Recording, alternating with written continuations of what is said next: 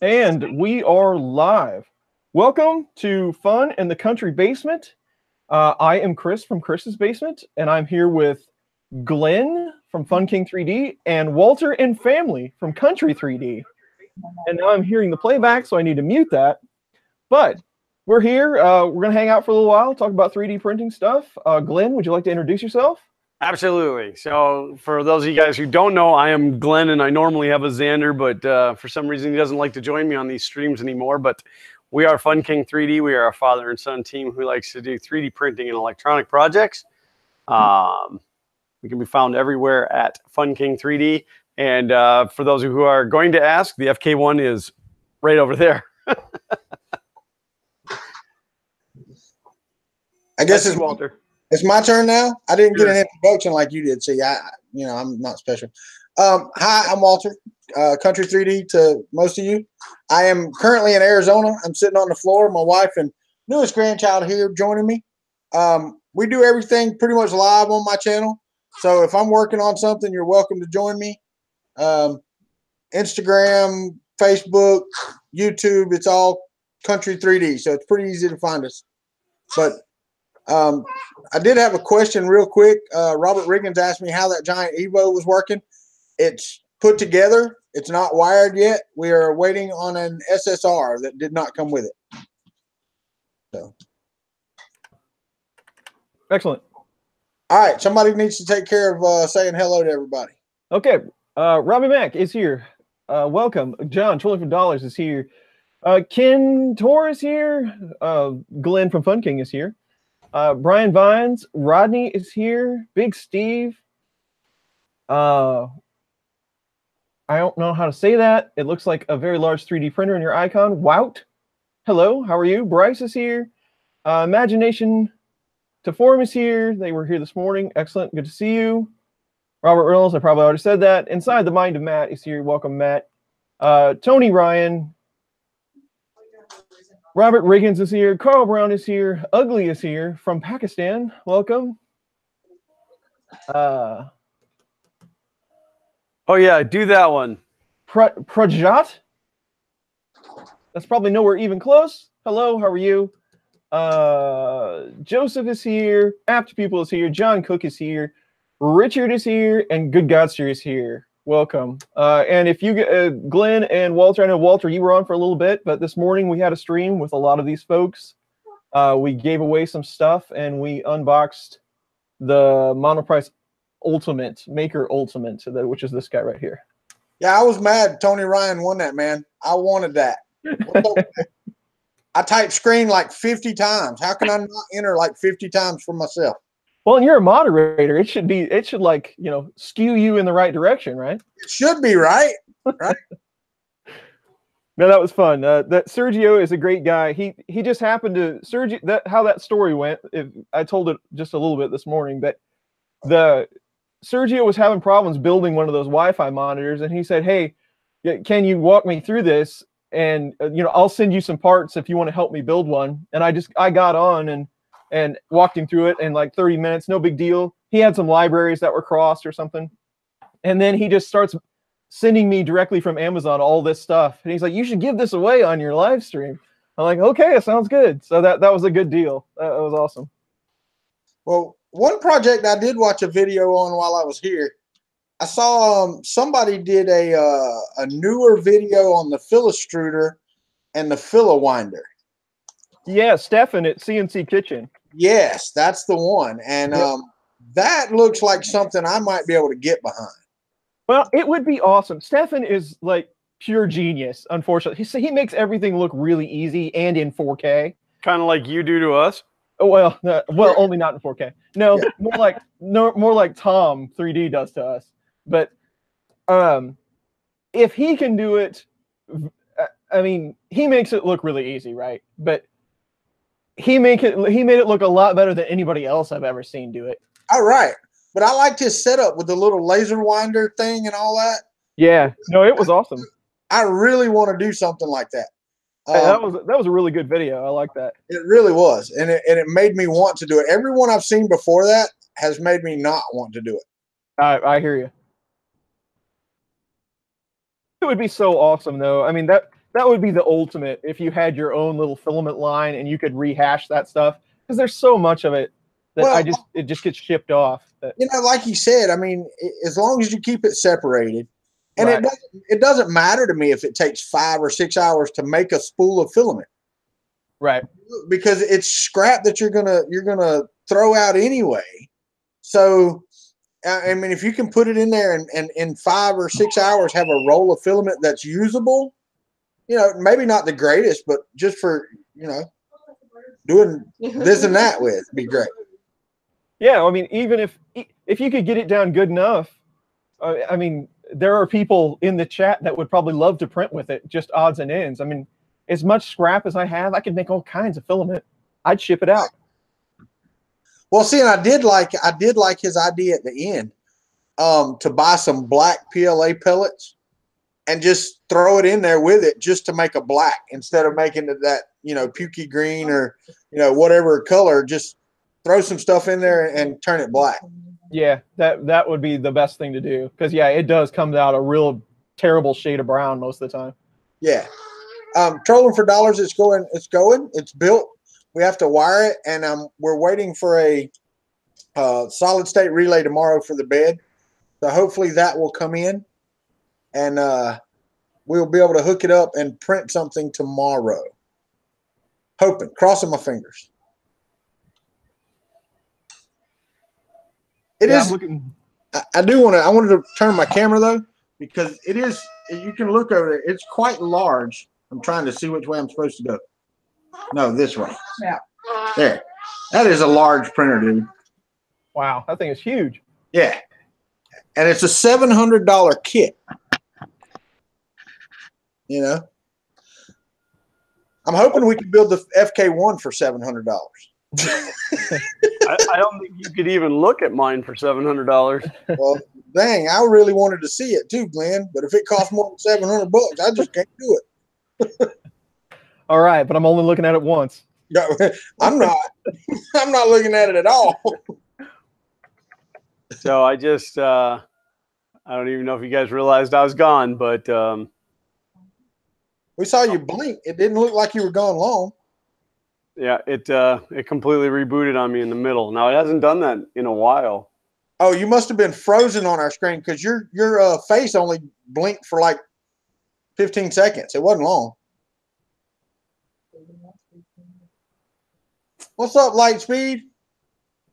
You know, it's funny because Roy Holly and Trolling for Dollars and the Lightspeed all live within a couple of hours of here. Okay, I think Lightspeed and Trolling for Dollars are both in Phoenix, and I want to give another shout out to Steven, because he came to the airport, picked us up, and drove us to Luke Air Force Base. That was freaking awesome. Way to come through, Steve. That is awesome. And what's up, Ricky Tanner? And I think that Trolling for Dollars is going to meet us for lunch Tuesday at the airport. I was hoping to get to meet Roy Holly, but he lives about 2.5 hours away. It's you know, kind of hard to make that happen during the week, and when we're trying to visit, and he has people visiting for the holidays and all that. John Trolling for Dollars is good people. All these guys are, but John just sends stuff just because he's a good guy, and it shows up out of the blue, and that's really cool of him. Oh, I know. I just opened a package right before I left.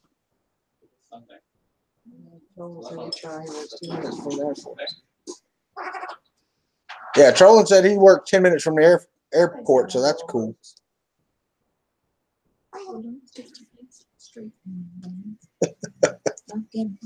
He was sick, Lightspeed. Leave him alone. I will tell you something I'm excited to get home for. I have a package waiting for me in the mail that I won off of eBay, and I want to try it out as a controller and doing some 3D modeling on. I got a higher end Microsoft Surface Pro, and I want to see how it handles 3D modeling in Fusion.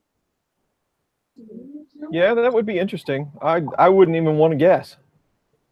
Well, it's a Core i5 with 8 gigs of RAM, so we'll see how it handles it. Cool.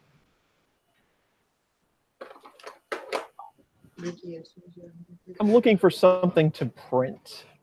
I'm having a great visit. My wife is having a better visit than me because she is here to do nothing but play with the kids and the baby. She's holding the baby now.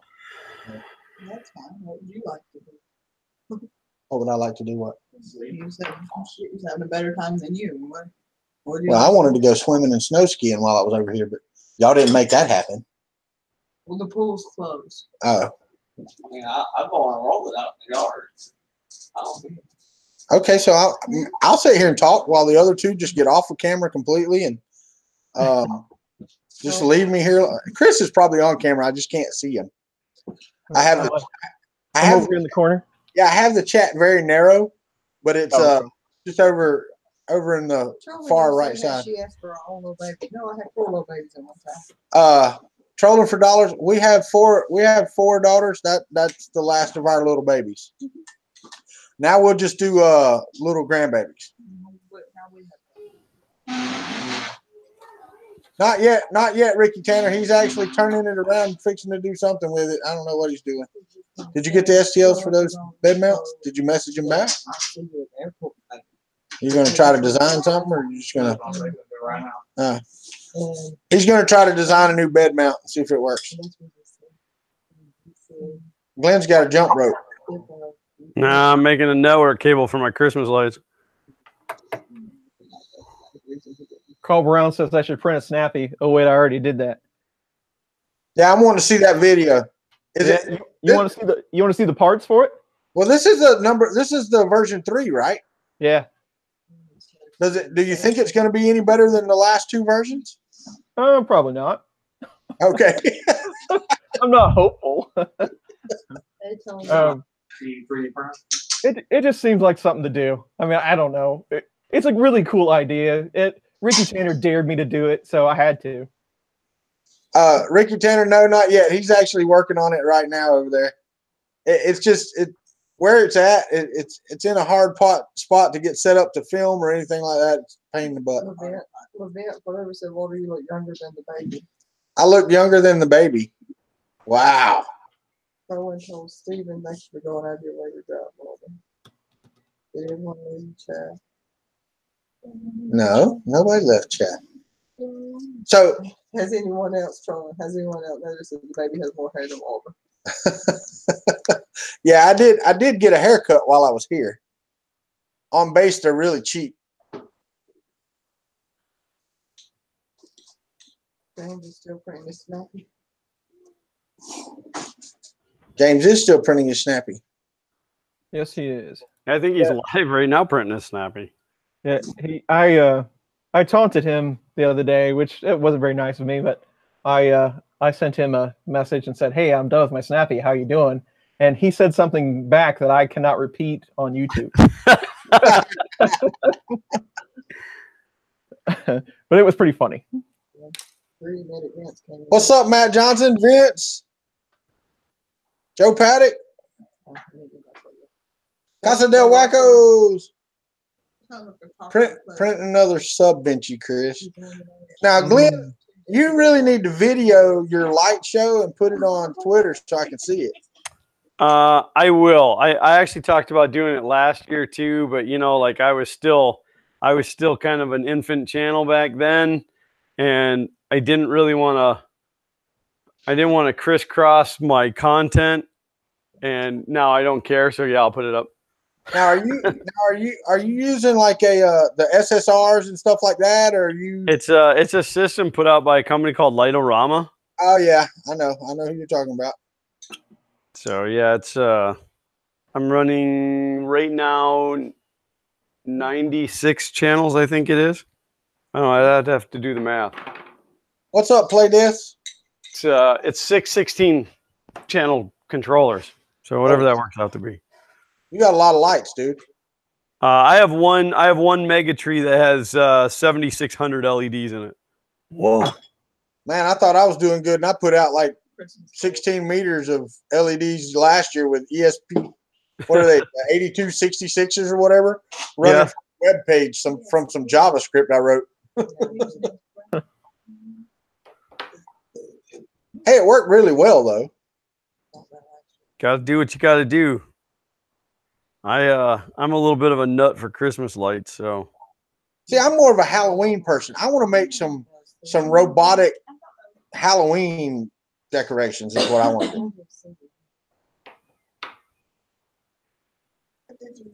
I mean, I like Christmas lights, but Halloween's just so much fun to scare folks. It was going to be Ruby. Yeah, well, we used to do the haunted house for the Cub Scouts, which was a ton of fun, but it did put a hurt on putting out the Christmas lights.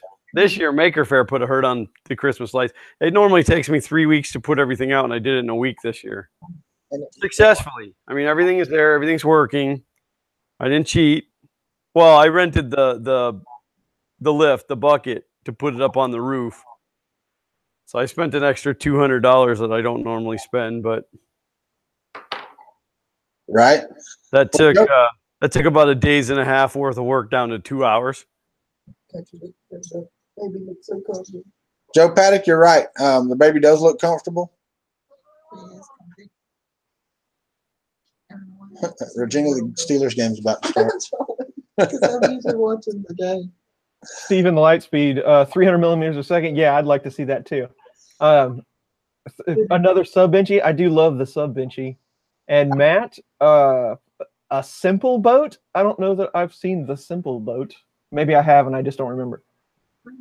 300 millimeters a second benchy, and it finishes. I'll join you on Patreon. There might be an explosion. I can do that. I can do that on the TiVo Little Monster. Yeah, you probably could actually. It won't be a very good one. Yeah.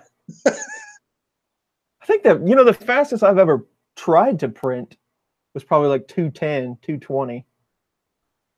Now, I have to say now, when we were at the Gainesville Mini Maker Fair beside Glenn, and I had my my aluminum extrusion I3 that's 500 millimeters tall, I had that thing screaming, man, and I don't even know how fast it was going. I had it running at like 400%, but mechanically it can't move that fast, so I don't know. What is 400% of 60 millimeters? That's what I was trying to go. Right. 240 millimeters a second.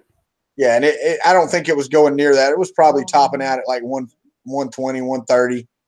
Yeah, Xander was pushing the FK1 towards the end of Orlando Maker Faire. He kept bumping it up. Every time we'd print a little makey, he'd bump it up a little bit more and a little bit more and a little bit more. And I think we ended up at like 270%, and then they weren't turning out so good. So that was the end of that. Yeah. I like you this. Oh, did you comment something? Oh, you did say go Steelers. I got you. I had asked you if they're playing this. Yeah, go Steelers. Play Deaths wants to know how the beast of a machine that eats the tables going, and did I get that benchy done yet? No, and I'm going to be completely honest with you guys. I love transparency and full disclosure. I got home from Maker Faire and I haven't printed on that thing one time. I literally got out of Maker Faire mode and right into Christmas light mode. So, and we lit on Friday. Friday night was the first night we lit up. So now I can kind of shift my time back. What's up, Hulk? Mr. Emroz? Hey, Glenn, talking about Christmas lights, we're going to put some up here. That's why I probably won't be on here the whole 2 hours, because we do have to go outside and set up some lights here for them. But at home, I told my wife, I said, you know what? I can just go home and plug in our snowman that I've left on the porch since last year. I used to do that. In fact, I put lights up. I put icicle lights on the front of the house while I was still building it. Like I just stapled them. I just stapled them right to the rough fascia. And they were up there for like 3 years. Wow. And then they were really brittle. So then I had to take them down. Yeah. Your snowman from last year survived the hurricane. Yeah, we went through the hurricane and everything. That snowman is still on my porch. That's awesome. Yeah. It's going to have to like live leaves whenever I pick it. I'll lift up because what I don't know is all the sticks fell on a bunch of holes. What I told him that it's got holes. What are you doing, Chris? And I'm like, no. Oh, this thing has a really touchy Colorful sets of shapes. thermal runaway. Little tiny things, and the small ones. Yeah. I need to run a PID tune or something to adjust it. A touchy thermal runaway. Yeah, if it makes drastic changes, it'll trip that alarm. Right. Daddy, is that me or one of the ones that I like last house? I thought I was a compliment. It must be set to like 15 seconds or something. No, that was the Mini Delta, the Monoprice Mini Delta. When she came to the house, she thought I had a coffee maker in the living room, and it was the Mini Delta. It looked like a compliment. It kind of does look like a coffee maker. It looks like a Keurig. What's up, Tristan? It's sitting on my subwoofer over to the left of my TV. I was like, right. How's that work for your prints? I should put on some good bass music and See if you get any ripples in the print. That'd be cool. Bet I could get a wavy benchy out of that. You only get print to Probably could. Yeah, I know. I need to slice a benchy for that. Chris, you've sliced a benchy for that Monoprice Mini Delta. I know you have. Uh-huh. Yeah, do you have that G code somewhere? Oh, probably. I could send you some. Yeah, just send me a benchy for that, because I've still got the you sent me the profile or whatever for it. And Big Steve just asked you. what Big Steve just asked me? Do I have a bow? No. Do I have a bow in my beard? I can't see. Is there a bow in my beard, Glenn? That is lovely. I like that. There's a bow in my. That's orange and blue. I'm still celebrating yesterday's butt whooping we put on the Seminole. Yeah, don't get too cocky. It's the first time in how many years now? Just 5. They still haven't matched our long streak, so I don't even want to hear it.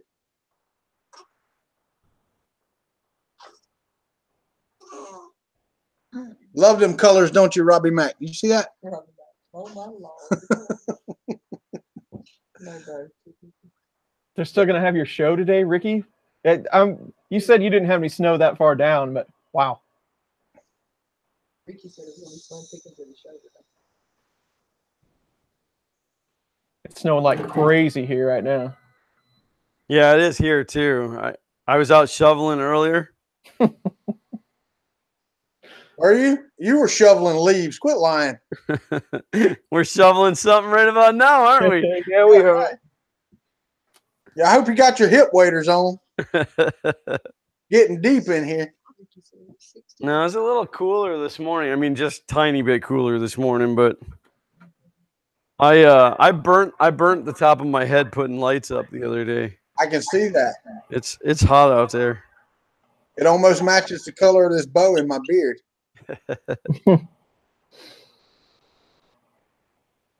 White, orange, white, green, blue, white, blue, green, white, brown, brown. Robbie Mack, what do you mean before it gets below 70? It barely gets below 70 there anyway. What's up, kid?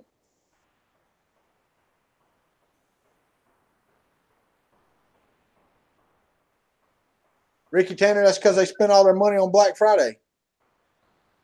Yeah, Sergio, right now there's about 4 inches out there. What do you say? 45-mile-an-hour wind. Last time I checked, The Eagles won. yeah, last time I checked, we were losing 19-3. Who'd they play? Wakulla Middle? Oh, well, the Giants suck too. Yeah, but they're on a 2-game winning streak, Nate. Oh. They've been playing the best they've played in 3 years. How many of us know what Glenn is making?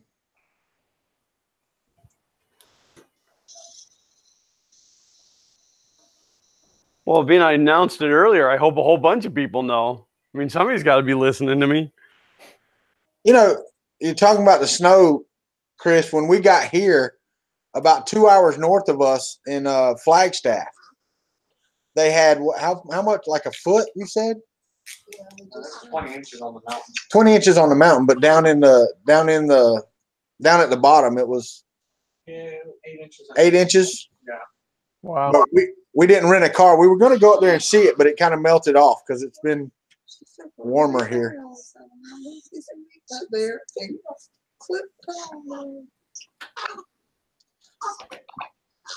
Yeah, fly down to Nashville. I need to. Yes, Ben, you're right. Stay inside. That's the goal. Make those wins. Think about it is that's a good long drive for you too, though, right, Chris? From there to Nashville, Yeah. 10 hours.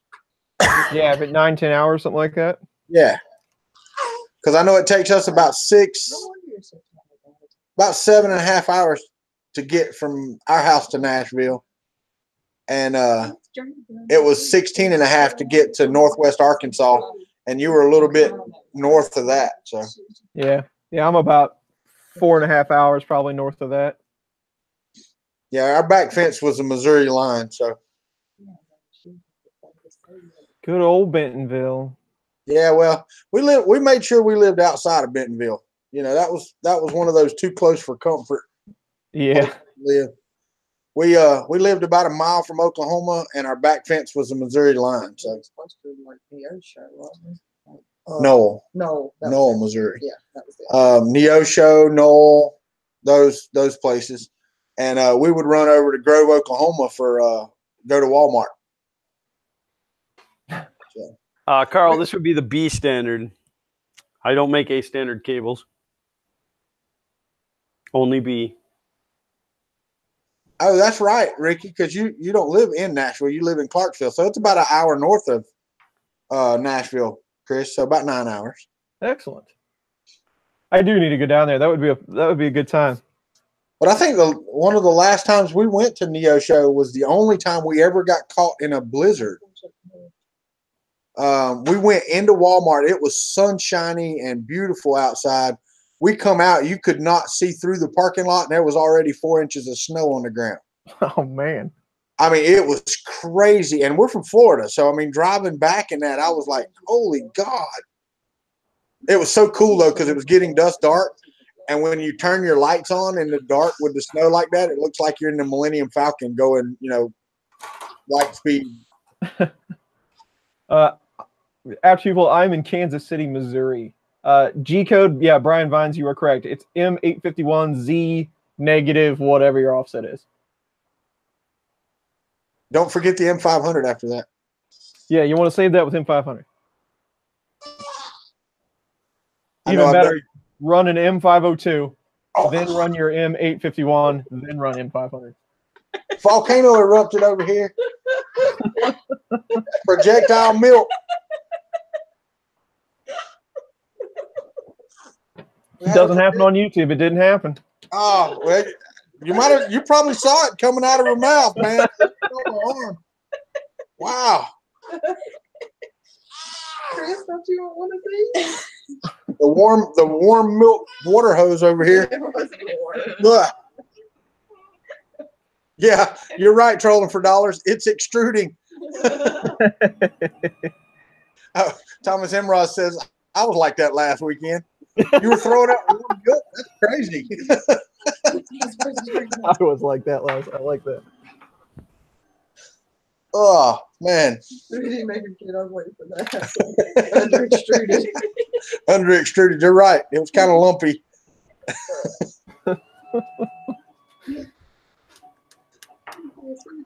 Oh, 3D Maker Kid. He must have younger siblings. He was waiting for that to happen. Right? Now she wants to talk.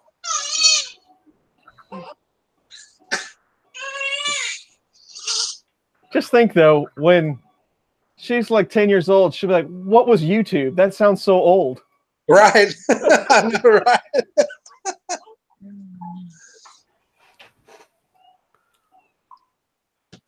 Your son puked into a fan? I bet that was fun.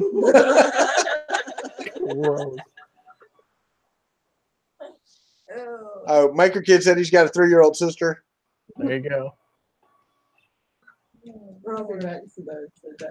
Well, the thing about it is, this child gets it honest because Danielle, her mother, who's sitting right there, has she had reflux really bad as a child. I'm talking like Exorcist, 1970 Exorcist vomit. She was sitting in those swings that you buy, put your baby in to babysit your baby. She was sitting there one day, dude, and I'm talking like 5 feet out of her mouth came this perfect water hose of just milk. And we were like, holy God, what's happening? And we took her to the doctor, and they told us what reflux was. I had no idea. Okay. It scared the hell out of us, I'm going to tell you now. That's impressive. Kids can be impressive, that's for sure. Yeah. Oh, Apples Up North said confirmed. The projectile milking was caught on video. Excellent. What's up, James? How's that Snappy treating you, James? 1,900 subs. Congratulations. Sweet. Virtual beers on me. Virtual beers on him. I did hit 875. I'm 125 away from 1,000. Awesome. I'm getting there. Uh-oh. We lost Glenn. We lost the fun. Yeah, he probably got an update. He always gets updates during these things, man. That's crazy. Later, Robbie Mac. What's up, John D? Are you printing again?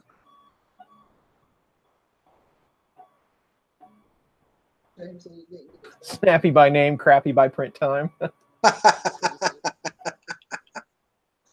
Excuse me while I nerd. What's up, man? I saw your name on the stream this morning. More streaming, yes. It was morning for me. No, it was right after noon, wasn't it? When I joined in, I think.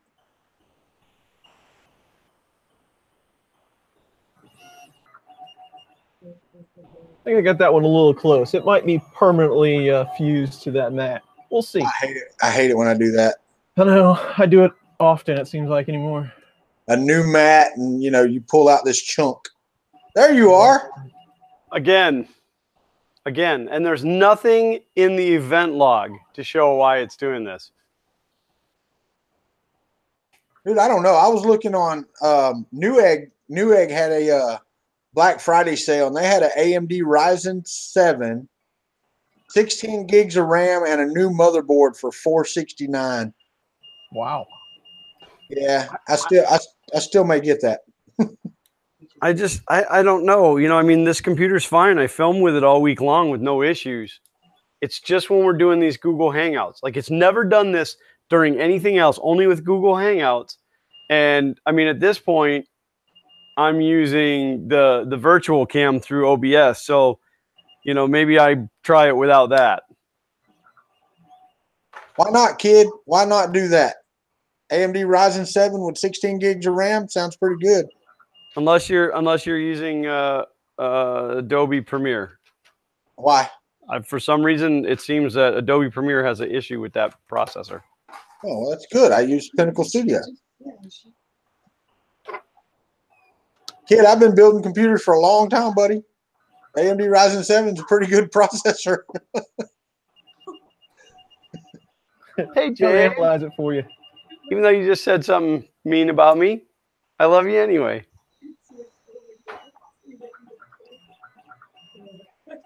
Glenn Playdesk had a thing for you there. Oh, he's just telling you to turn off auto updates and Windows tips. It's not Windows Update. I thought that's what it was before. It's not. It's not rebooting for update. It is literally just dying. And then before, it used to show in the event log that it restarted without proper power off, but I'm not even getting that in here now.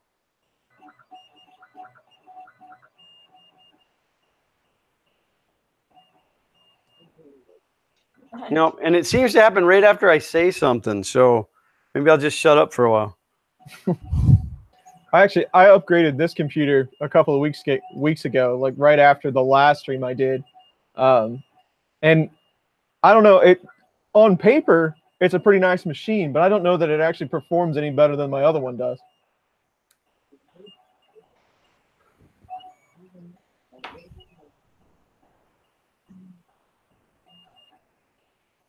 Man, I'm just not having a good time with this cable today.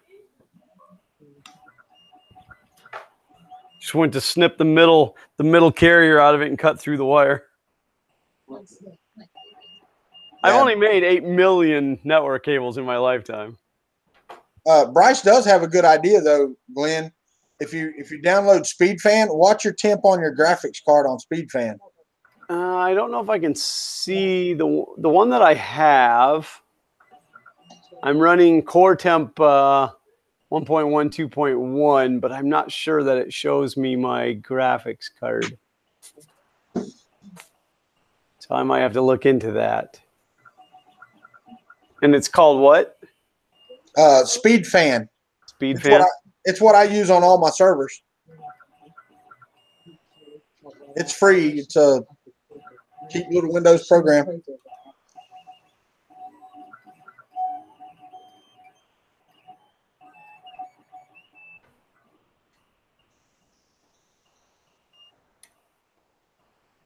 So what did everybody spend their money on during Black Friday deals? Chris got a new printer. I bought nothing. I bought a Bondtech BMG because Glenn forced me to. I did nothing of the sort. I got toys to go under the Christmas tree for the grandkids. You wouldn't have to send them up here. No, I hate shopping on Black Friday.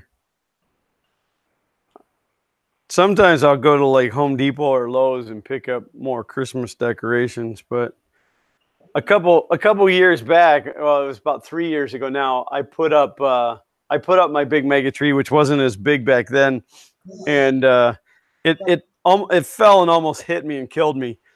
And so, but I got it put up. And then I went on Black Friday and bought all new lights for it, came home, tore it down, and put it all back up in the same day.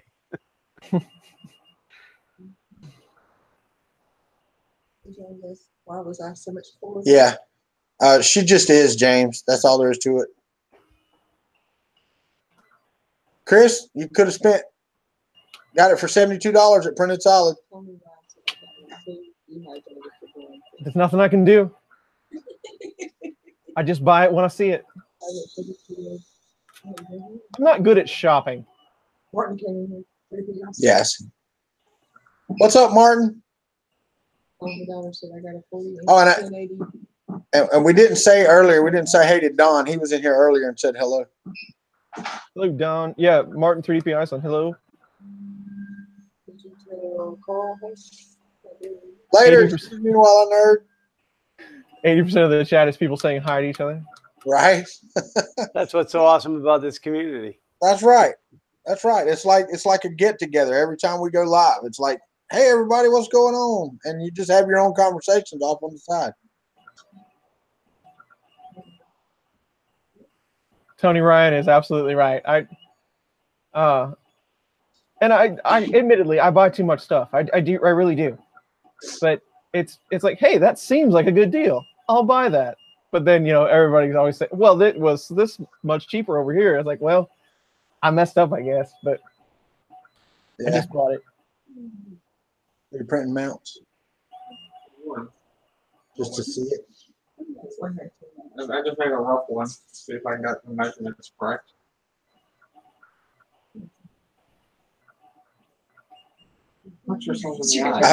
Matter Hacker sale price for the BMG was $5 more than Printed Solid regular price.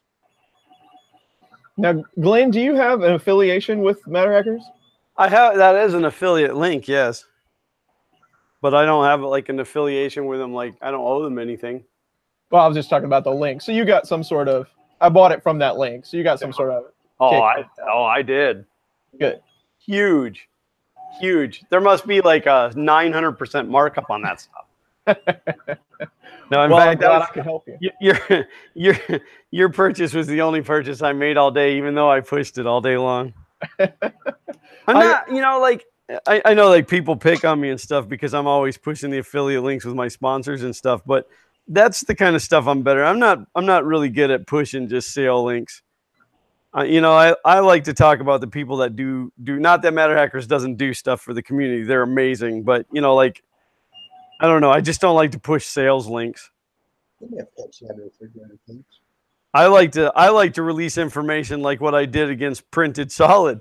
Their Black Friday prices were laying right on the desk when they took that picture, and I'm sure they did it on purpose, but nobody apparently picked it up.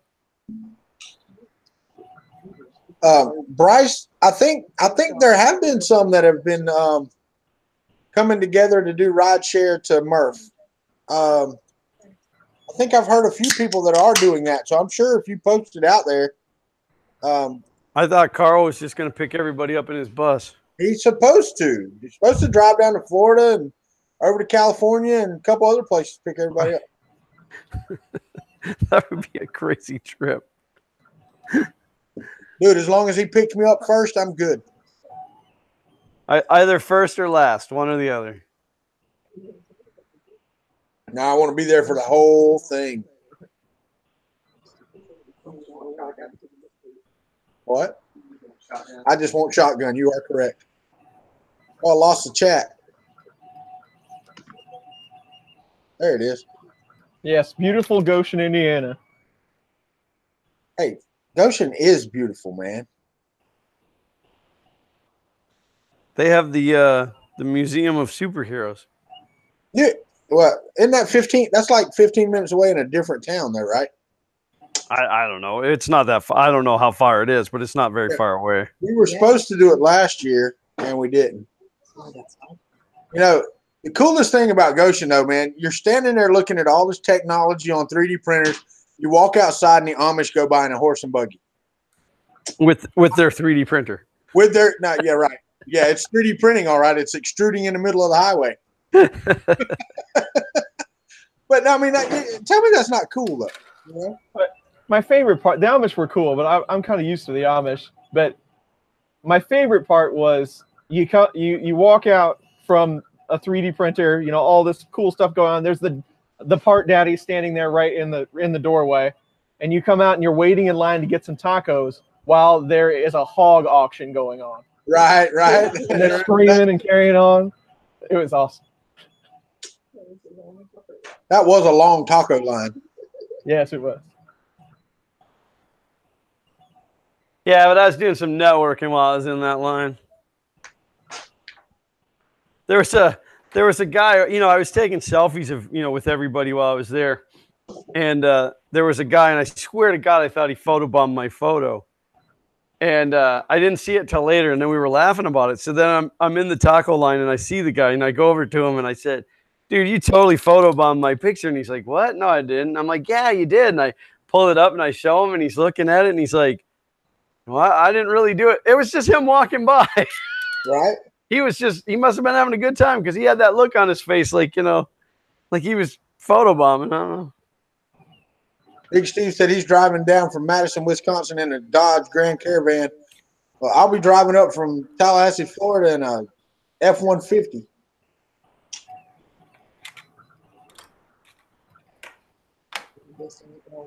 Matt never got any tacos. Never got no tacos. Don't worry, they weren't the greatest tacos in the world. They were them funny California style tacos. they weren't like Taco Bell. Well, I'm gonna tell you right now, and I posted this on Twitter because me and Modbot went back and forth about Del Taco and Taco Bell. So yesterday, I made a special trip to go to Del Taco. It wasn't as bad as I remember it being, but I will still go to Taco Bell. I saw you posted that. Yeah, I will still. Now, to either this evening or tomorrow, we're supposed to go to In-N-Out because we don't have In-N-Out, you know, where I live. So we're going to go try In-N-Out burger and see how it compares to like Five Guys or something like that. Grapes and stuff on top of it. Put grapes on tacos? I don't know. We're not in California. Do they put grapes on tacos in California? That's crazy. I will tell you this, though. Their McDonald's out here are silly. They do not have steak at McDonald's. We're going to argue that guy down. I was so upset. We went to McDonald's for breakfast. They don't have steak at the McDonald's out there? No, I went out there. We went for breakfast, and I was going to get the steak, egg, and cheese bagel, which is what I always get. It's like the best breakfast item at McDonald's. No steak at McDonald's here. Weird. Yeah, the guy's like, I ain't even never heard of that. I'm like, all righty then. I mean, it's pretty much just ground beef.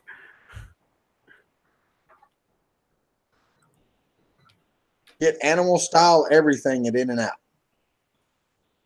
Oh, no steak there in New England either? What? Hold on. I have to. You don't suppose it's just a Southern thing? Hold on. They want me to watch this link. I'm going to mute my mic for me.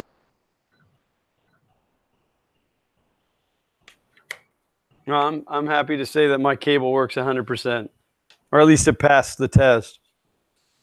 I don't even know that the cable is the issue, but I'm having an issue where one of the channels acts erratic on one controller, but only during 2 songs, and then it goes back to being fine every other time.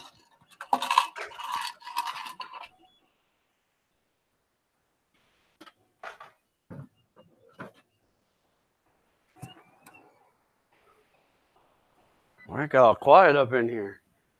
No steak, Eastern Canada, McDonald's. Yeah, that was hilarious. They said fish burgers, 5 Guys, and then no, that's 5 Guys.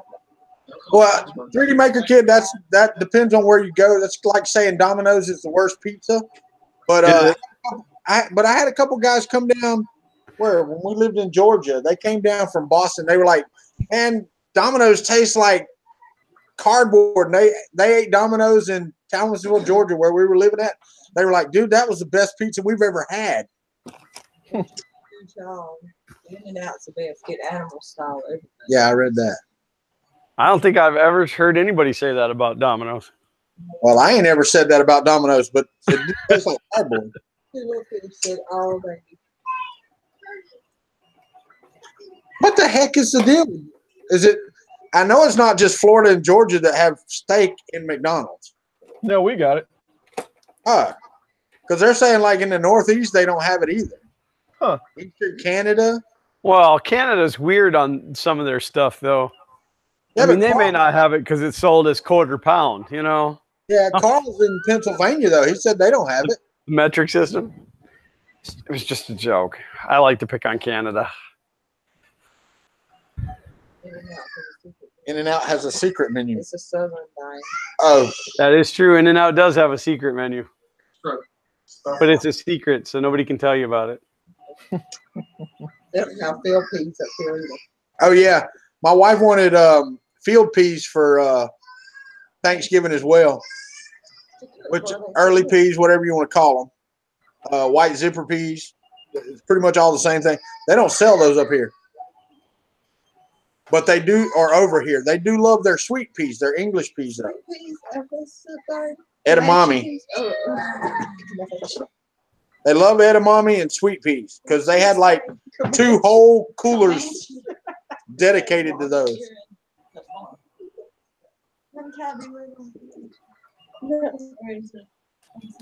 There you go, John Hammonds. That's what I'm talking about. Martin said metric for the win. Yeah, right.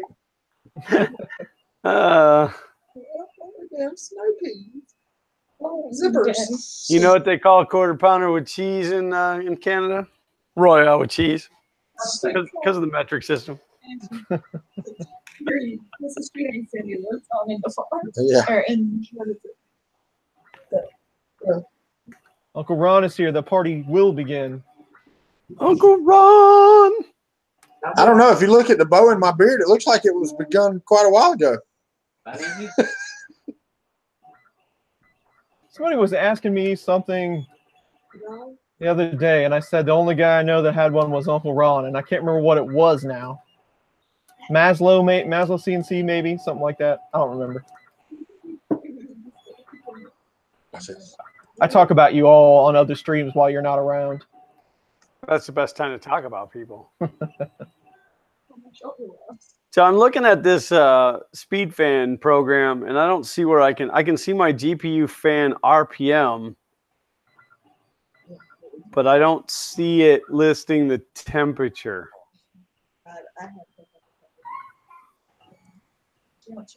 But I do notice that the CPU usage is up, like it's jumping around between like 50 and 75%. Right? Oh, Walter, what are you doing? Picking on Chris. What'd you do?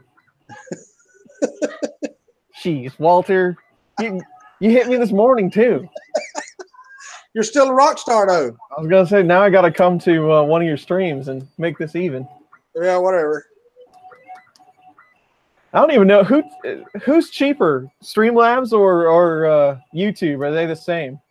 I couldn't tell you. I don't know what YouTube takes for a cut. I'm not monetized, so I couldn't tell you. Oh, well, Yeah, but you don't have to be monetized to use. Christopher Travis, I was in the Army. No, not using Streamlabs. You don't. Glenn. Right. I mean, technically, I did at that point you can choose when you want to be monetized. Yeah. Use GPU Z for GPU info. Much better. Oh, you guys got to pick something and stick with it. Make me download 10,000 things. Speedfan was good for me for the temperature stuff. Yeah, I forget what video card is in this machine. It's not a real high end. It's not a real high end. It's like a 600 series. But you have to go into Speedfan, and there's a what is it the other tab, and you have to say "Show me the magic" on there, or it doesn't show you all the temperatures. Well, I went into I like if I click on the configure button, everything is checked. Oh, maybe I have to drop them. No, that's fine. Leave that alone. And then you got your main screen where you can turn your fans up and down. Okay, yeah. Then there's another tab, like just to the right of that. It's at the top, the tabs. Yeah, there's a readings, clock, info, exotics, smart, and charts. Exotics. Go to the exotics. And then down at the bottom right, there's a button that says "Show me the magic." Show the magic. There you go. This part is in beta stage. That's fine. Except for nothing happened when I clicked the button, so it's really beta. So it's not picking up any of your No, you got a newer computer, right?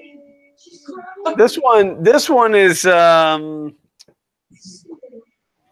between 3 and 4 years old. It's an i7 7000 series. Let me verify that. Matt Johnson, you don't remember much. Remembers Tab Soda. This is a i7 4771. Yeah, it should be picking it up. Unless for some reason your sensor. Here it is. Yep. 60 to 62 degrees, and it's got a little flame next to it. Yeah, that's your GPU is cooking at 62C. All right. This case probably doesn't have enough fans in it. Tony Ryan says it's a turbo 286. You know what? Just because Tony Ryan won something this morning and he said turbo 286, I'm going to show you a turbo 286. Do you have a 286 down there? I do. Do you got the math coprocessor add-on? No, I do not. Dang it. I haven't looked at this thing in a million years. It's even starting to get just a little bit rusty. You should get you a Cyrix processor to go in it. I should. There it is. That is a turbo 286. Heck yeah, buddy. Mine's out in the big garage, so I don't have it easily accessible. This is my first computer, and I don't even remember. Made in Taiwan. That's how you know it's old. When she comes off of there, she's going to hit that glass bowl right there in the corner of the table. Did you see that Christopher asked you about the branch, but then he said that he was in Desert. I'm going to meet you guys for a second. I'm going to be right back. I got to go get some auxiliary cooling. Thank you for your service as well, Christopher Travis. She's more graceful than you thought. She didn't knock her. We did appreciate those big guns, that's for sure, that were coming off of the ocean out there. Duke Nukem for the win. How about Wolfenstein 3D? That's what I played, was Wolfenstein 3D. Heck yeah. Oh no, man! I remember I was in Germany. What was this? 89, and we played Bard's Tale, the text version of Bard's Tale. King's Quest. That was a text driven. Yeah. King's Quest was, but Bard's Tale was so much cooler to me. This has Acer chips in it. That's crazy. Heck yeah. I haven't looked at this thing forever. I don't even know where the main processor is. You even read them through all that dust that I can see. Yeah. It's filthy in here. Oh, I can imagine, dude. If you hit that with a can of air, we wouldn't be able to see you for like a month. Yeah. I don't even know when this thing was built. 1991.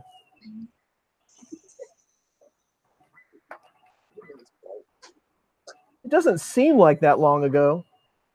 Oh, that's good. Doom 2 on a 486 33. Heck yeah. Yeah, I think you had to have a 386 processor to run Doom. I think I had like a 386 16SX or something, and it would just barely run it. My first PC was a 486 DX33. Nice. With a CD-ROM drive that I paid like $500 for the CD-ROM. Yep. This one, it has a CD-ROM, like the cartridge type, the old single speed, but you had to run. You had to switch auto exec back to get enough memory. You had to pull stuff off to run the CD and then reboot if you wanted to do something else. So it was quite the trial. Yeah, Chris, I'm with Hack Monkey though. In '91, 486 was out by then, man. What'd you do? Get that second hand or something? I don't know. Because in '91 they had 486s out. Yeah, I don't know. I don't know how long they produced 286s. Yeah, I couldn't tell you either because 486 in '91 was pretty high priced. Yeah. I don't know. This is a rebrand of some kind, but yeah, it says July '91 as a manufacture date. It's not a backyard hell, is it? I mean, a Packard Bell. It's even worse than that. It's like it says Emerson on it. I do. Not G10. I don't think Glenn's got anything close to a 1080 Ti. Not in this machine. Yeah. So my other machines, my main desktop machine's got a 1080 Ti in it. There's no way I would buy a 1080 Ti right now. Not for the price they're selling them for. Not for as much as they are. No way. There's no way.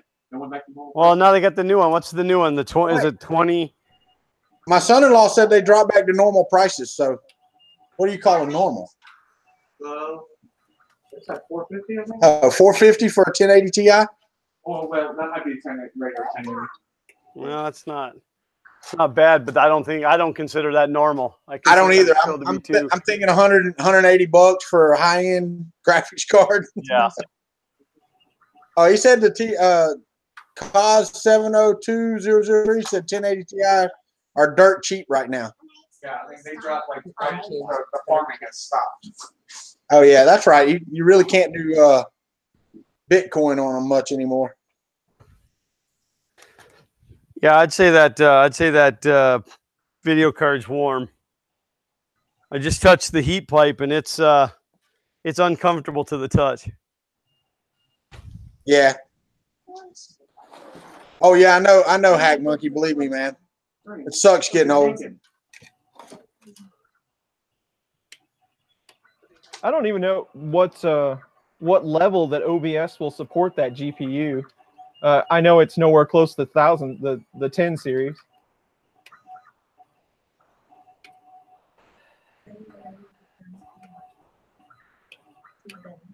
Okay. Well, we're supposed to do this for another hour. Okay. Oh, I know. We got to do that too before it gets dark. All right. All right. I gotta take the Arizona part of fun in the Arizona basement out of here. We have to wait, it's 3 o'clock. Yeah. We still got to go put up lights and go get something to eat because he has to go to work tonight at 11. So he's got to go to bed. Well, awesome, Walter. Thanks for joining. Yeah, and Chris, you did announce this morning on your stream that you're going to be around more. I'm going to be around more. A lot of my weekends are freeing up, so I'll see you guys quite a bit more. Sweet. And I did want to tell everybody, if you hadn't subscribed to me, go do it. I've only need 125 more subscribers. Woo! Yep, Walter and Glenn's channels are in the description if you are not subscribed to them. Oh, and to those of you that watched the Hypercube thing, he did send me the link to the kit. I will be putting it in the video. I haven't done a lot since I've been here, but I do have all that information, and I will be getting it done. So, but anyway, for now, guys, I'm going to say bye. My wife's going to tell you bye. Bye. So, y'all take care. Chris, Glenn, we'll see you next Sunday. Chris or Glenn, I think next Sunday's on you, right, bud? I'm not sure, but I'll take it. All right, you can take it. You want to tell him bye? He says bye. All right, we'll see y'all later. Thanks for having me, guys. Everybody else, take care. What am I looking to measure? I was trying to see how tall this thing is because I don't know what shelf it's going to fit on. I was really hoping I could slide it in down underneath, but I think it's just a touch too tall.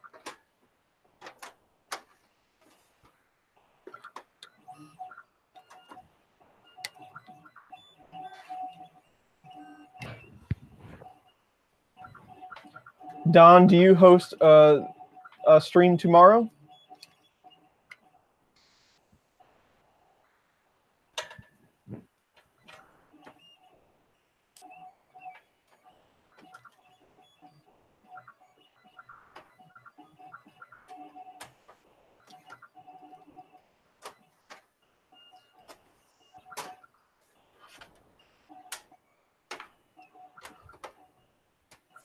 $7 a.m. Central. Wow, that's early. I should be around for at least some of that. I'll check it out. I think my main case fan had quit getting power, so just put the nozzle of your leaf blower into the side of the case. Yeah, it's cooled down. It'd be really loud in here though. See what happens with that temperature.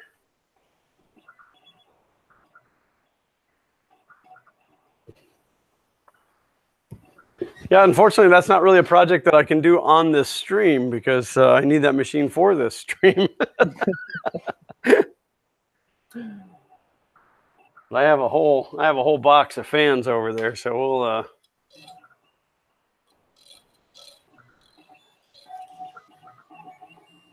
What am I jumping into, Don? What did I miss? Don's hosting a printing stream tomorrow. I have to work. I got one of those stupid day jobs.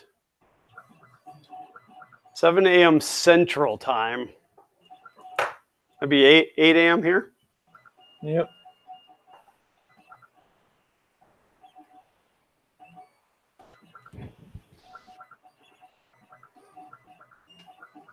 Yeah, it's the issue's been here for a while, Bryce. But it seems to only happen when I'm using Google Hangouts. Every other video that we do is fine. So, but it is dropping in temperature. It's dropped 4 degrees so far, 5 degrees now.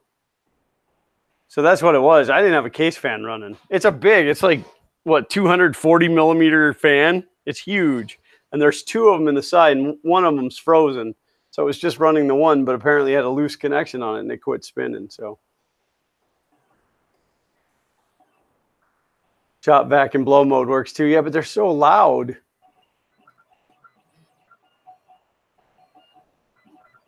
Poppy Ron and Uncle Ron. That's one of the very few build videos that I don't have. I built the Delta before I had a YouTube channel, or I could totally help with that. I'm actually printing this part right here for Poppy Ron. Nice. That's his part right there.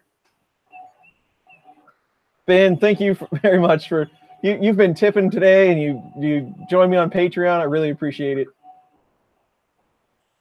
Ben's good people. Ben is good people. If you're not subscribed to Hawk 3D Proto, I suggest you check him out. He's got some pretty entertaining videos, pretty high quality. Hi, Paul. I'm doing well. Hello, Paul. Tony Ryan, I have not made the pillow to the face gif yet, but definitely need to. So what's the next event for you, Glenn? Isn't there another Maker Faire down your way? February, there's 3 mini Maker Fairs in February. There's the first one is in Palm Bay, which is about 2 hours from here. And then the next one is in Jacksonville, which is about 2.5 hours from here. And then Gainesville, which is about 1.5 hours from here. So. And are you going to all of them with the FK1? I'm planning to. That's cool. I don't know if the wife's going to let that fly yet, but Orlando Maker Faire weekend was it was exhausting. It was exhausting, but I actually came down with a migraine headache Sunday morning, so I was hiding behind my little sheet, my little curtain, for about a half hour, and Uncle Ron was running the booth. He was doing pretty good, but otherwise, I was in that booth the whole day, both days. Wow. Saturday, I didn't eat lunch at all, which, you know, for a diabetic is a terrible, terrible thing. But the day just went. I mean, it just went. And then Sunday, we were smart enough to bring some Subway with us. And so I inhaled half of a Subway sandwich. And no, it was awesome. It was incredible. It was nice to finally be at a show and have something to show instead of just a table full of tchotchkes. So that is really cool. Not G10, thank you very much for the $5 Canadian. It is much appreciated. Sorry, it's in a crappy currency. Keep up the good work. This is not a Benchy for a change. I printed a Benchy this morning. No, that I was looking at all the photos from Orlando Maker Faire. It looked like a pretty big deal. I didn't know how big it was actually supposed to be. That it looked like there was a lot of different stuff there. It's a big venue. It's 3 buildings plus a bunch of stuff outside, and one of the buildings is huge. You know, like end to end, it's huge. So, the guys that put it on, Maker Effects, which is a nonprofit organization that puts it on, and they do a magnificent job. The organization is really great. Everything flows smoothly. The biggest hurdle we had was that the Wi-Fi sucks on that ground, but they say that it'll be fixed by next year. Give me just 1 second. I'm gonna meet you just a second. Yep. Paul, it is going well. Thank you for asking.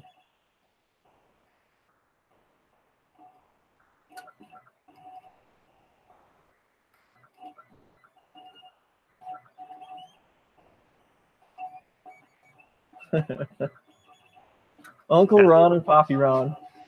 I got some guy at the door trying to lowball me on my RV. I mean, my RV is in very rough shape. We lived in it while we were building the house, and I've been trying to find a buyer for it. But I mean, it's got a generator. It's got an 1100 watt generator in the nose of it that's only got like 20 hours on it. And the guy's trying to give me $4 grand for the whole RV. I could get $4 grand and scrap steel off of the thing. Can't blame them for trying, but not today, folks. Not today. Yeah, this thing's still hanging right about 60 degrees Celsius. I'm going to have to put more fans in the case. Is that one you built from scratch, I'm guessing? Yeah, well, it's one that I built from scratch that I used as my regular daily computer for up until just last year. And then I built myself a new one. Well, everything I have is rack mount over there. So I took it out and I put it into a different case that I had. And I guess the case is kind of worn out. All the fans are worn out in it. So yes, this is the Monoprice poker tool. The Monoprice ones, there's a couple of companies that do this, and these are very handy. I don't know if you were on this morning, Brian, but this one saved this printer from a lot of disassembly because I I did the trick that I do sometimes that you shouldn't do. But anyway, you get these. You get the one with the hook on it from Monoprice, and you can buy these from Wham. They're like $4 or something. And then with G-Tech, you get just a straight one that has kind of a button collar on the top. But they are super handy. I have 3 or 4 of them now.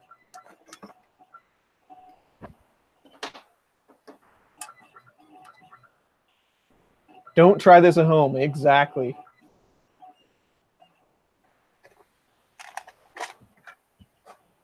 This thing actually seems to be printing really well. I mean, I wouldn't say that the exterior quality is great.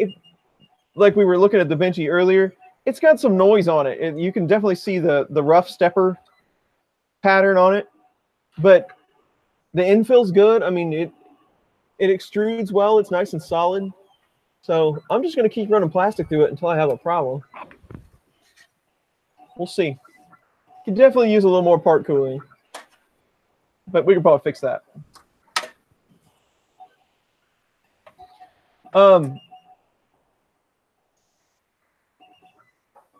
Yeah, my beard is getting bigger. It's No Shave November, and it's in full swing. It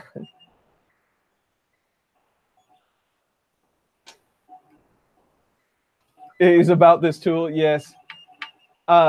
So on more than one occasion, I have taken this tool and heated it up with a torch and ran it down through the extrusion all the way to the hot end to melt out a piece of plastic. And that's exactly what was going on today. Is there was a piece of PLA jammed about midway through there, and I did that and ran it all the way down through and pulled it out quickly so I don't completely ruin the Bowden tube that's inside there, the PTFE. But it works almost every time if you're really careful. I have no idea what drivers these are. And I'm guessing this is a closed bottom. Yes, it is all closed bottom. But as you've seen, eventually I always rip these open and see what's inside there. So we'll have to check that out. Well, I'm guessing these are some type of A4988.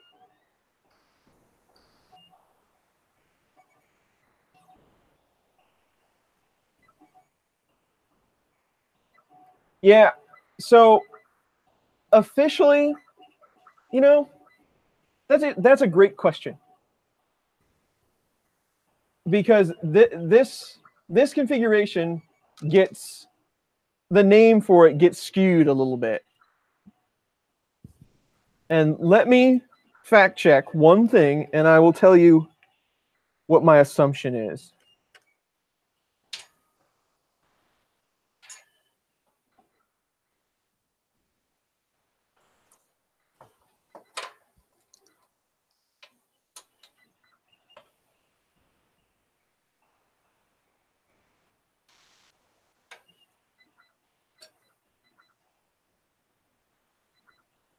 Because there's about 5 different styles, right?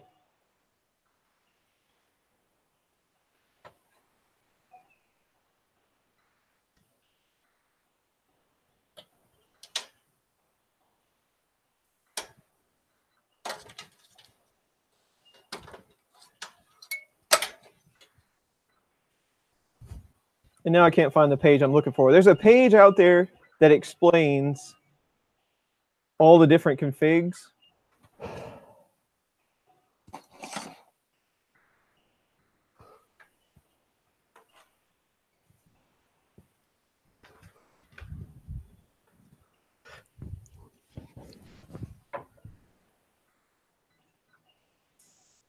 And now I can't find it, but I will get you an official ruling on that. What they actually call, what the best term for that kinematic setting is. It's not really an H. It's not an H-bot. It's not like even like a T. It's a little different than that.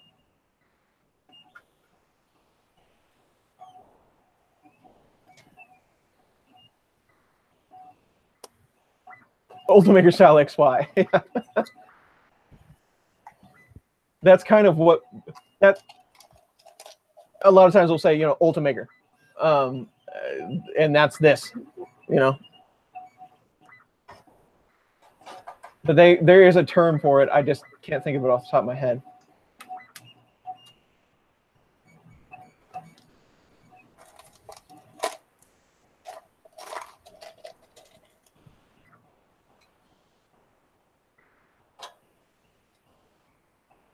Yeah, it's whatever Wanhao uses for pretty much everything, and I've got one right here, and I would almost bet you money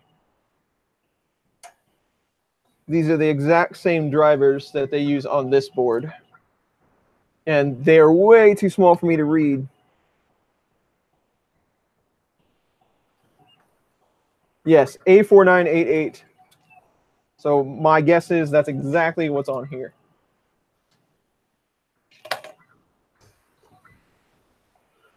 Core XY is different.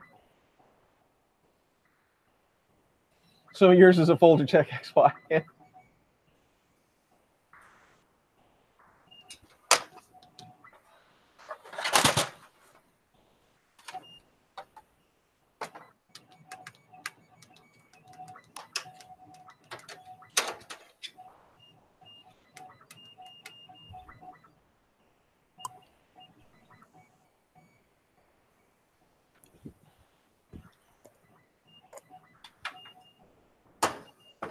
We can hear Glenn working on stuff. Yeah. Probably sounds like I'm falling down the stairs. It's a huge case. I mean, it's a full ATX case. So I can't even swing it around and put it on the bench right now. And then I have as many computers as I've parted out through the years. I have a whole box of fans over here. So it's just a matter of finding something that's size-wise and connector-wise compatible.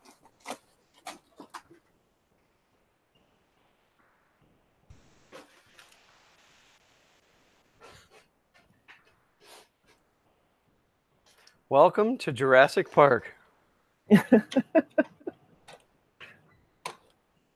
Oh, that might work. Yeah, no, that's going to bother me until I find what I was looking for. There's a good write-up on all of that stuff, and I...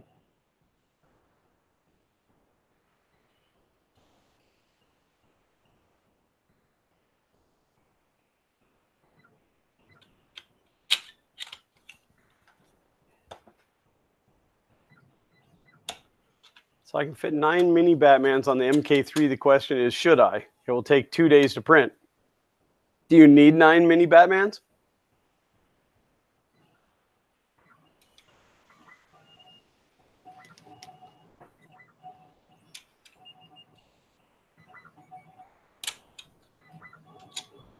Voron 2.1, I have no idea. I don't even know what that one is.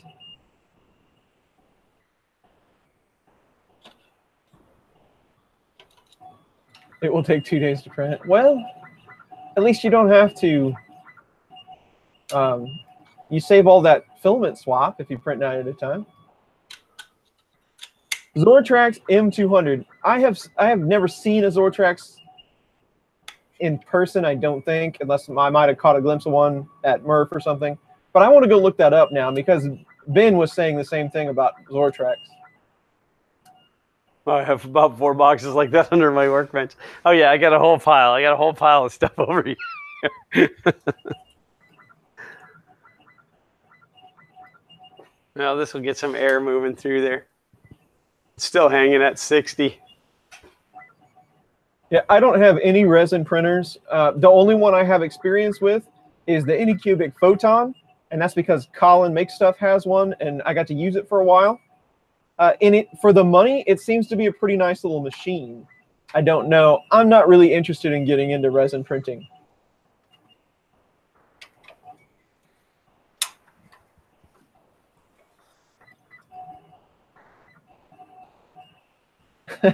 Boy, you ain't kidding.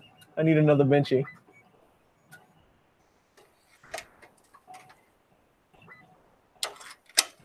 The print farm, which what I call the print farm, the shelf that I have with most of the machines on it that are just running tests, has battery backup.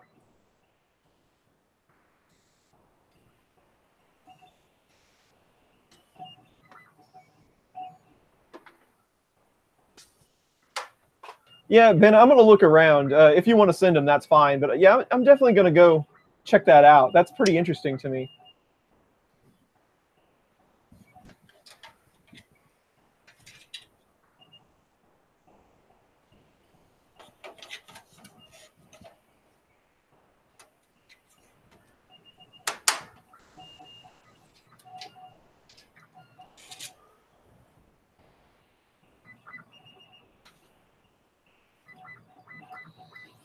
Yeah, Walter bailed. He had to go hang some Christmas lights or something. One on your garage door opener is a great idea.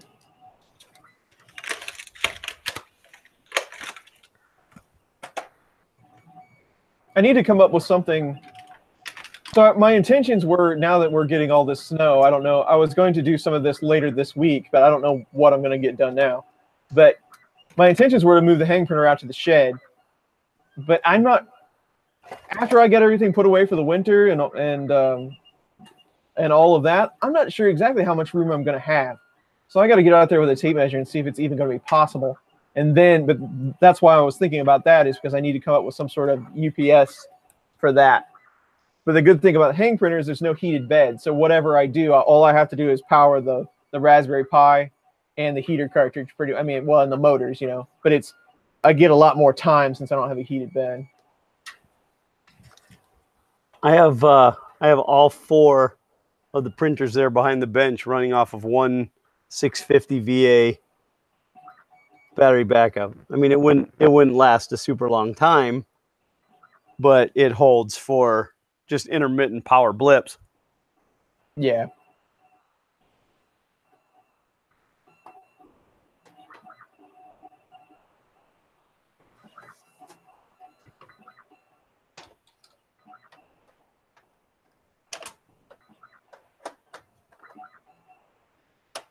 Hey, Ron, how are you? Ron Floyd is in the house.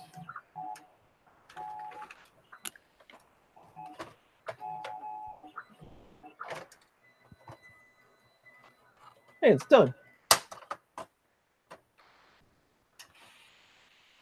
That Radiant 4 heat would be awesome for the bed. That would be killer. Snow printer, yeah, that's what it's going to end up being. I can see, you know, when you set up the hang printer, if any of you watched any of that content, you're crawling around on the ground making marks with a pencil and a tape measure. It sounds just so awesome to do when it's 10 degrees outside. After I get it all set up, it won't be that big of a deal. But the setup is going to be really awful to do if there's snow on the ground.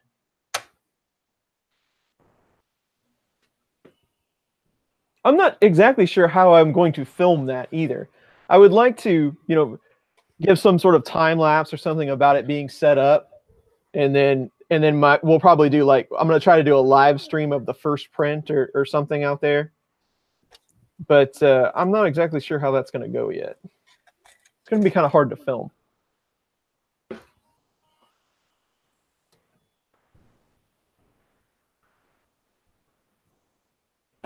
Yeah. Oh no, it's going to be awful.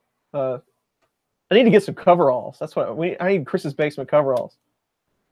That'd be awesome. It would be cool. Still stuffed.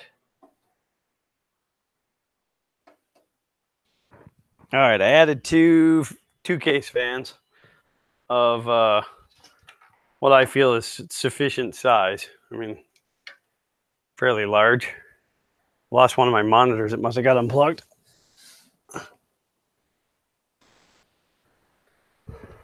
There it is. I don't know, what is that, like a 120 millimeter fan? It's good size. So I added 2 of them. Snowmobile suit. There you go.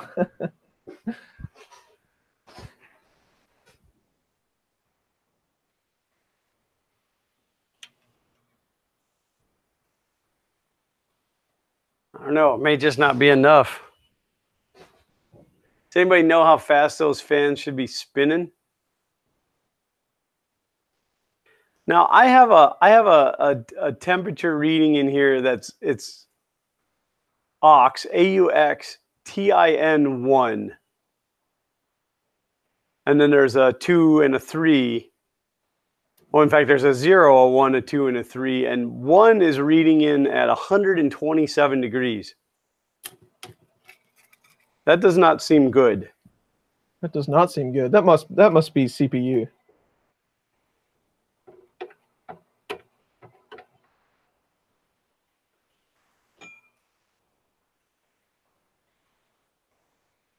I have a huge CPU cooler on there, and I used Arctic Silver paste on it.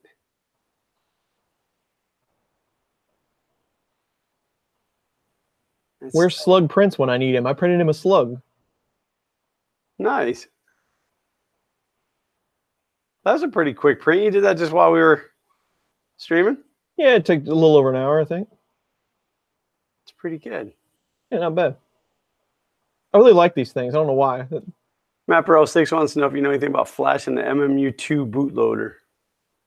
MMU2 bootloader? No. Did you lose it? I mean, is it you can't communicate with it anymore or something? Are you trying that Beast firmware maybe?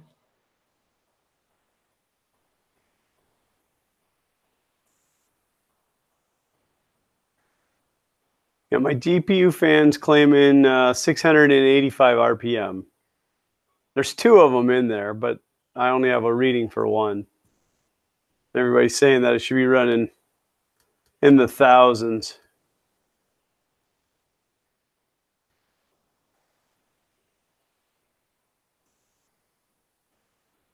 That's a rare face for Chris. No, with a side-to-side chin jiggle. It happens all the time.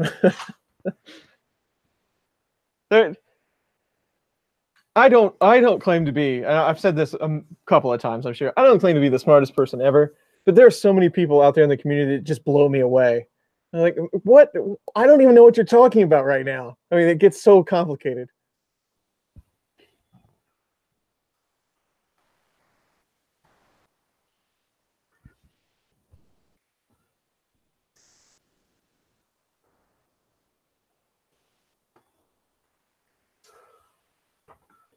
Let me know if this ends up being loud. I'm going to blow some canned air through here.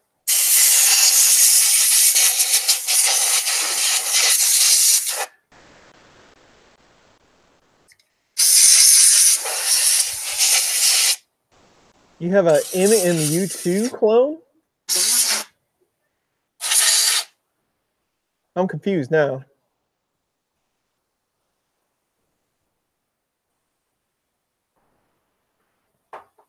Yes, cables do matter. I've had cables really freak it out before. And see, mine flashes just fine, Tony, with the printer on. It seems like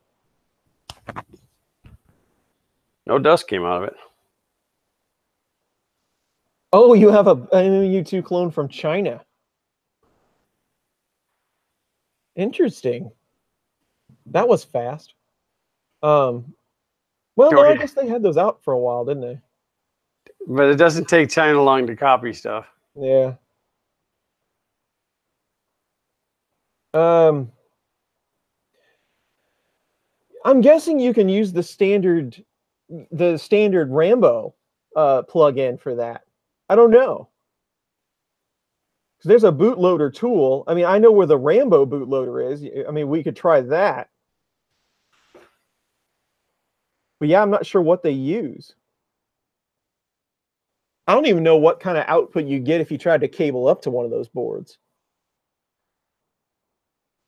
I'd say I'd ask Prusa, but I kind of feel funny about that.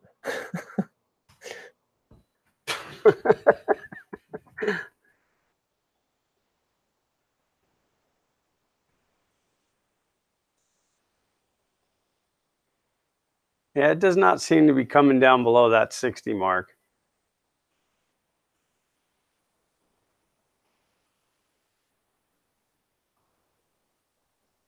Might have to replace the 240s on the side of that case or just put it in a different case. Plus, if it was running that hot for any length of time, it may have just cooked all of the thermal paste in there too. I might have to pull that video card apart and clean it and put some more thermal paste in there. Yeah, I want to ask Shane, but I don't feel right about it. I'd ask him anyway. He's been kind of quiet lately, hasn't he? Yeah, he was on for just a minute this morning, but I don't know. I don't know. I've been quiet for a while, so that might be why it seems that he was quiet for a while. But yeah, I think they're just getting hammered with MMU calls and stuff.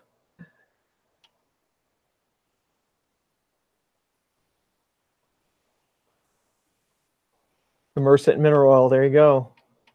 yeah, I'm not going that far. 60 degrees Celsius is not bad for a GPU if it's under load. It's got a little fire symbol next to it. What program did you end up using? Now I want to see what it looks like. I'm in SpeedFan. SpeedFan. Which I think was speedfan.com. But if you search SpeedFan, all one word, it was a small download, quick to install. I have to put a slot blower above the card.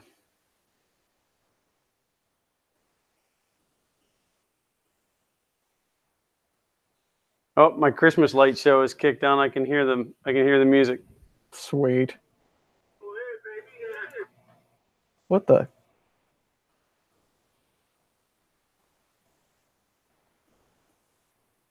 Still maintaining that GPU-Z is better. I don't know what happened. I was working on downloading that, and then Walter told me I had to click the magic button. And but what is that going to tell me? What is GPU-Z going to tell me right now at this point that I'm not already looking at?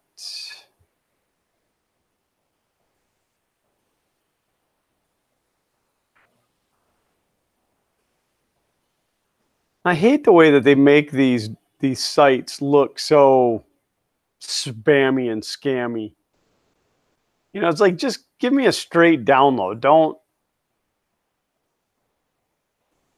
I miss the days of twocows.com. Oh man, that was great. Bonus points to anybody in the chat that can tell me what 2 cows stood for. Do you know, Chris? If I thought about it real hard, I could come up with it. Let me think. Because I remember somebody telling me that. I can't think of it off the top of my head.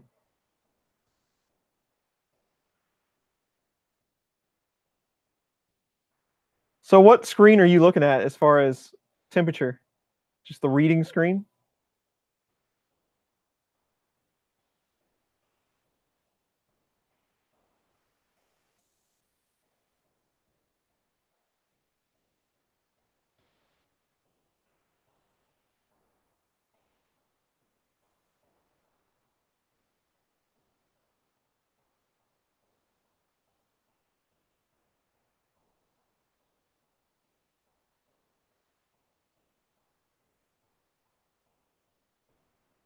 MSI Afterburn. Well, this is an MSI computer, so I probably should have that. Yeah, Glenn, are you frozen or on mute? I think you lost your mic.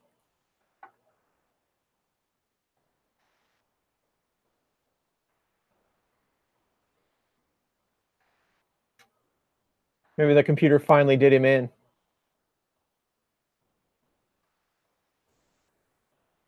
If I could buy any printer on Black Friday sale, what would it be? I kind of want one of those Railcore kits. I just can't let loose of the $1,700. That Railcore kit would be awesome. I'd love to build one.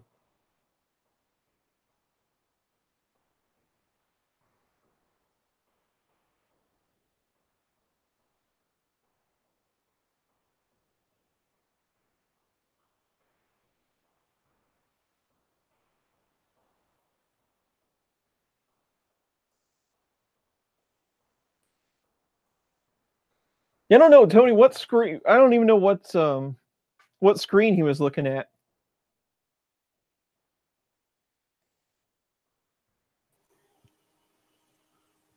And I'm back. And he's back. As soon as I said, "Do you know what it stands for, Chris?" Poof, I was gone. Oh.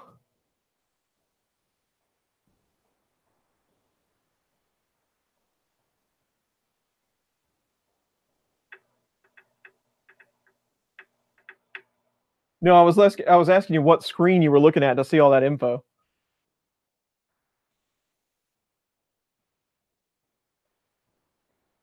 I think he's gone again. Having all kinds of problems.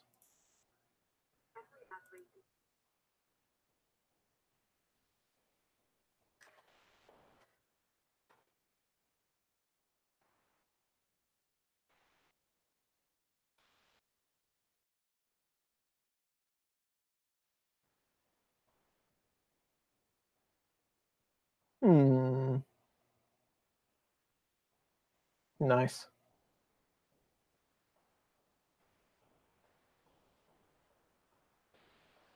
They're a media provider now, huh? Scroll down on the left tab.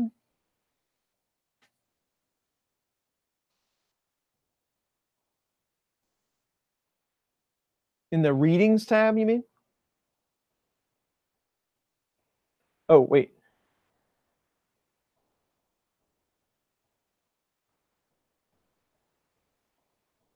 Yeah, GPU is like 50C.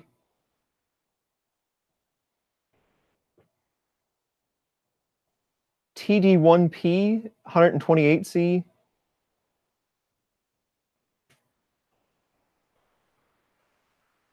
Something like that. Can you hear me? I can hear you. Yeah, I don't have a camera right this second, but it's getting a little bit ridiculous. So I think that I am going to duck out. Right on. Well, we're only 20 minutes away from time anyway. Hey, look, now I have a camera. Now you do. Actually, now I'd like to run the 20 minutes unless it drops. If I drop again, I'm not going to come back in. All right. But I'd like to see, because now I'm not running OBS. Because I still have a feeling that it has something to do with that virtual cam in OBS. Because we film with this thing all the time with no problem. But and I've done independent live streams without issues. But as soon as we do this Google Hangout, and the only thing that's different is the fact that it's Google Hangout and the fact that it uses the virtual cam. That's really odd. So maybe I need to uninstall that virtual cam. I probably need to blow OBS completely out of this machine and reinstall it fresh. Yeah. Because this was all still left over from when we were working over there. But I'll be curious now to see if it dumps me with just this camera. I don't know. It gets to be so irritating. You know, it's like how much money you got to throw at this stuff. And it doesn't work and doesn't work and doesn't work. And yet I can go get my tablet and just, or my phone and do this just fine off my phone. Yeah, I know what you mean. Some of it, like that kind of thing, seems like you can't throw any money at it. It's just sometimes it doesn't matter what you do, you can't get out of that situation. Well, it's like I don't know that it's a heat problem now. I mean, not that the heat has really changed. I brought it down 4 degrees, but it's still holding steady at 60, 61 is where it's holding. But and now I don't have OBS running to tell me, but CPU load on this thing is it looks like the highest I'm hitting is about 70 across the 8 processors, the 8 cores. Yeah. No, I cannot see RAM temperatures. No, you'd have to have an external thermistor for that. Mm.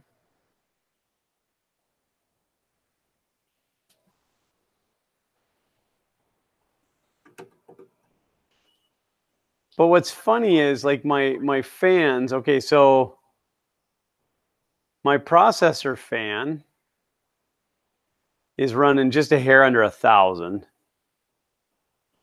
My GPU fan is running just a hair under 700.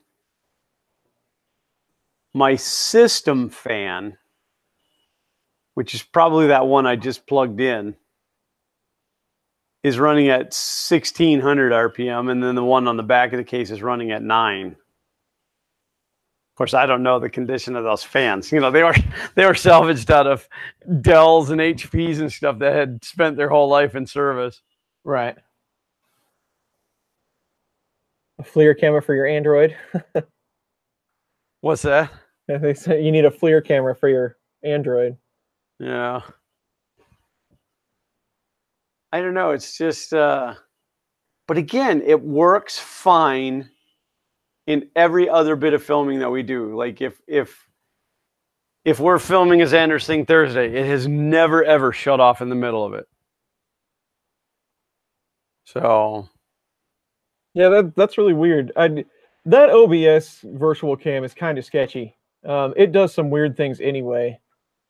Well, I'm pretty sure it's still listed as a beta. So. Okay. Just step up and get some Noctua fans. I don't think that's going to fix my problem, though. And I don't really need this machine to be quiet, per se. I need it to be cool. I had a machine years and years ago that was so bad at staying cool that I had actually taped over half my air conditioning vent on the ceiling, and I had a dryer duct coming down and running into that thing so that it would stay running. Awesome. That was back in the day. Yeah, I had like a Pentium 66 or something, and it ran so hot. You would have to put a box fan next to it to use it. I think I have one of those sitting over here on my desk. Not the box fan, the Pentium. That processor was so bad. I just keep it around for nostalgia. Yeah. I have a few just bare chips laying around somewhere that I did exactly that. Just kept them. Oh, it's on the back side, isn't it? Don't have any problem being cool here today. Yeah, I don't know what speed this is. Back in the day, which was Wednesday, just in case you were wondering. Yeah, right. Yesterday. Yeah, this is it's got like a 92, 93 date on it. Nice. So yeah, I have a whole stack of Pentium 2s. You know, the big plastic. Yeah. Yeah, when they first came out, yeah, they were huge. Send him a box of snow. There you go. Yeah, but see, I don't know. Well, the GPU is down to 57 now, 58. So I dropped 2 degrees as it now goes to 59 and 60. So it's because I showed it the Pentium. It was like, oh, that's cool. I don't know. Did you straighten out the pin array? It's not bent. They're all straight. I take good care of my crap that I leave laying around on my desk. I only set my drink on it occasionally. I always wanted to do the coffee table. Yeah. Build the coffee table with all the chips in it, but I actually still in my garage have, well, I mean, I have the compact portable. I want to say it's a 286. It might be a 386. But, you know, like it's a suitcase. You put it down and the keyboard flips off the front. It's got the little 6-inch green screen. And yep. I actually have 2 of them. One of them only has dual floppy and the other one's got a hard drive. And then, and I can't remember how big it is, but it runs DOS 3.3. Sweet. With Norton Commander. Oh, yeah. Love me some Norton Commander. That's where that's when I got started in computers. It was DOS 3.1 and everything was command line. Yep, absolutely. So, in fact, I still, when I'm in Linux poking around, sometimes I'll run Midnight Commander. And it's the spitting image of Norton Commander, and it's like, those were the days. Make hidden directories. You'd name a directory Alt 255, which would just make it a space. But you could still have it as a directory name, but people couldn't get into it. Like they couldn't figure out where you hid your stuff. Nice. Your stuff. Yeah. I'm old school. Yeah. Ben, thanks for coming to the streams. I know it's getting pretty late for you probably, but we appreciate it. Compact luggable comes with a back brace. No doubt. I have one that has the original, it's got the original bag over the top of it, the compact bag. I should donate it to the Smithsonian. I don't know what you're talking about, trolling for dollars. I was talking about my audio collection.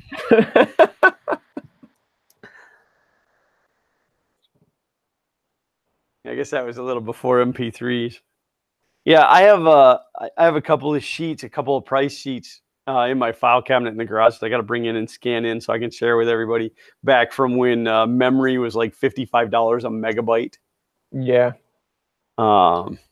Which my first computer, my first 486 DX33, I had 8 megabytes of RAM put in that thing at like $50 a meg. And everybody told me it was crazy because you couldn't use over 4 megabytes.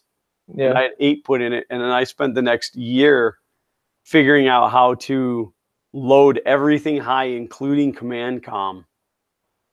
I would boot into DOS.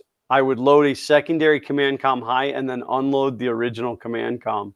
So I was actually able to use 8 megs of RAM before most people even know what 8 megs of RAM was like. Yeah, I remember moving all that stuff around and trying to get it to work. I don't remember what computer it was, but I was buying parts and Frankensteining my whole childhood, and I want to say it was like a 486, but I don't know, maybe earlier than that. But anyway, I don't know. They were the 40-pin SIMs, the smaller ones. I had 2 of those. I think I had 2 meg, and I was going to go to 4 meg, but there was only 4 slots. But it would address 4 meg SIMs if you could find them.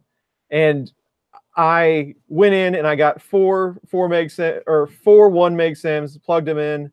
Everything was good. And then I realized he accidentally gave me 4 meg SIMs.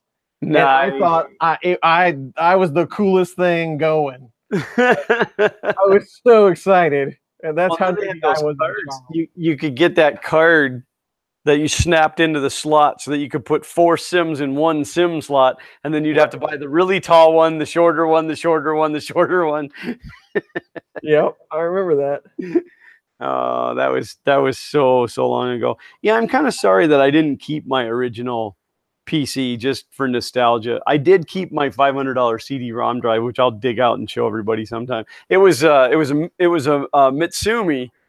And you had to push it, and it click, and then you manually slid it out, and then the clamshell opened, and you put the disc in it, and then you closed it.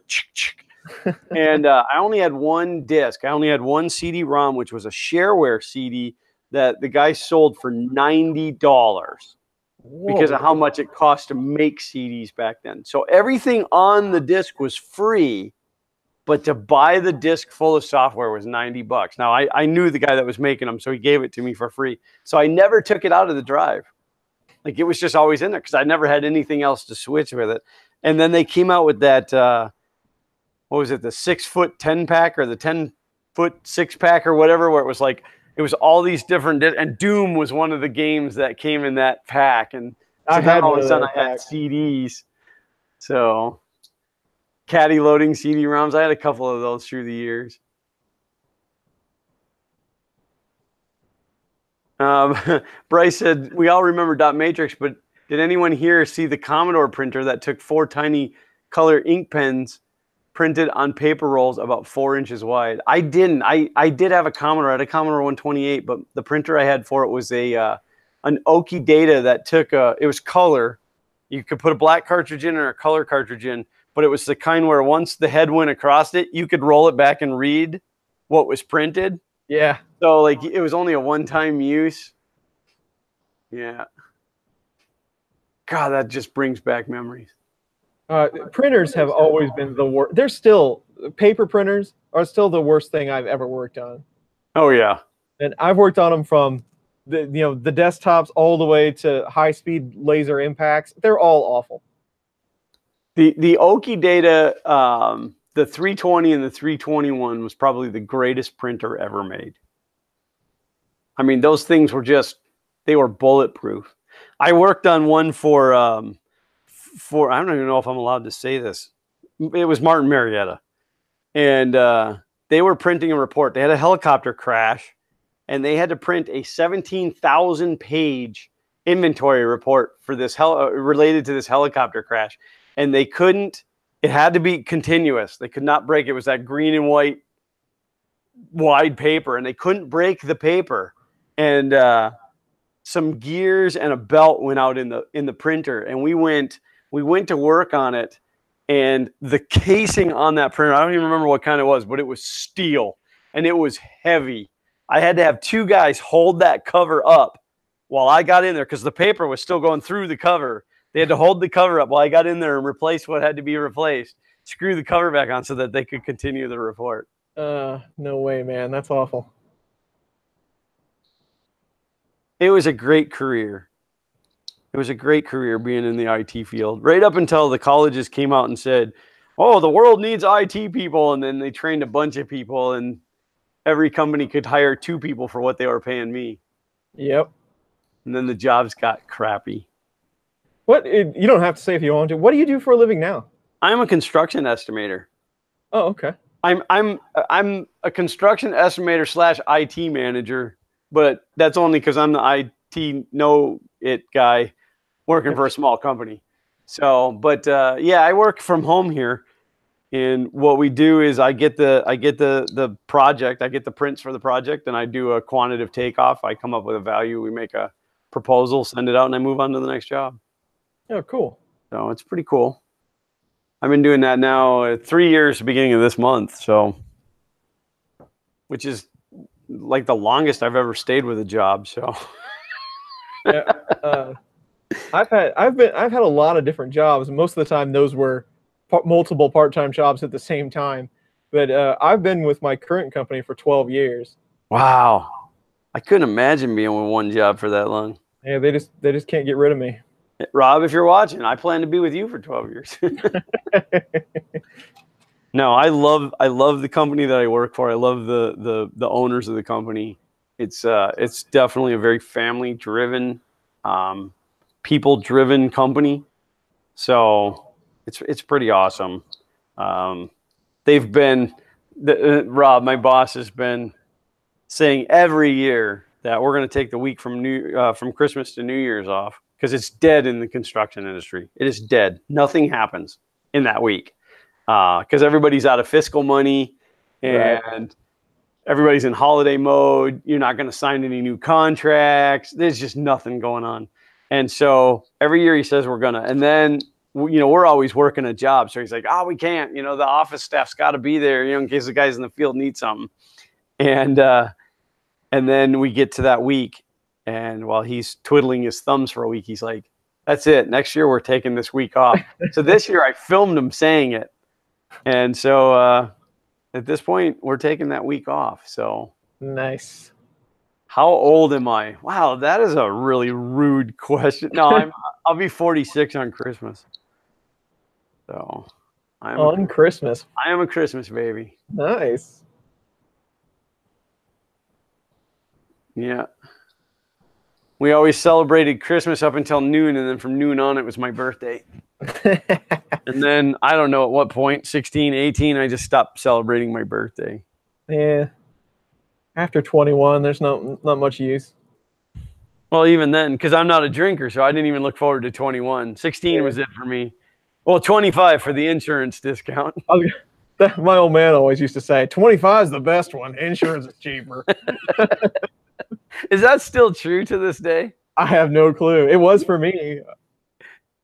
Yeah, it was for me too. But and then Xander always gives me crap because we're trying to figure out. I mean, he's 12, but we're trying to figure out what his first car is going to be. And I've got a '66 T-Bird that needs to be completely redone. It doesn't run, doesn't have a motor and stuff in it. It just needs. It needs.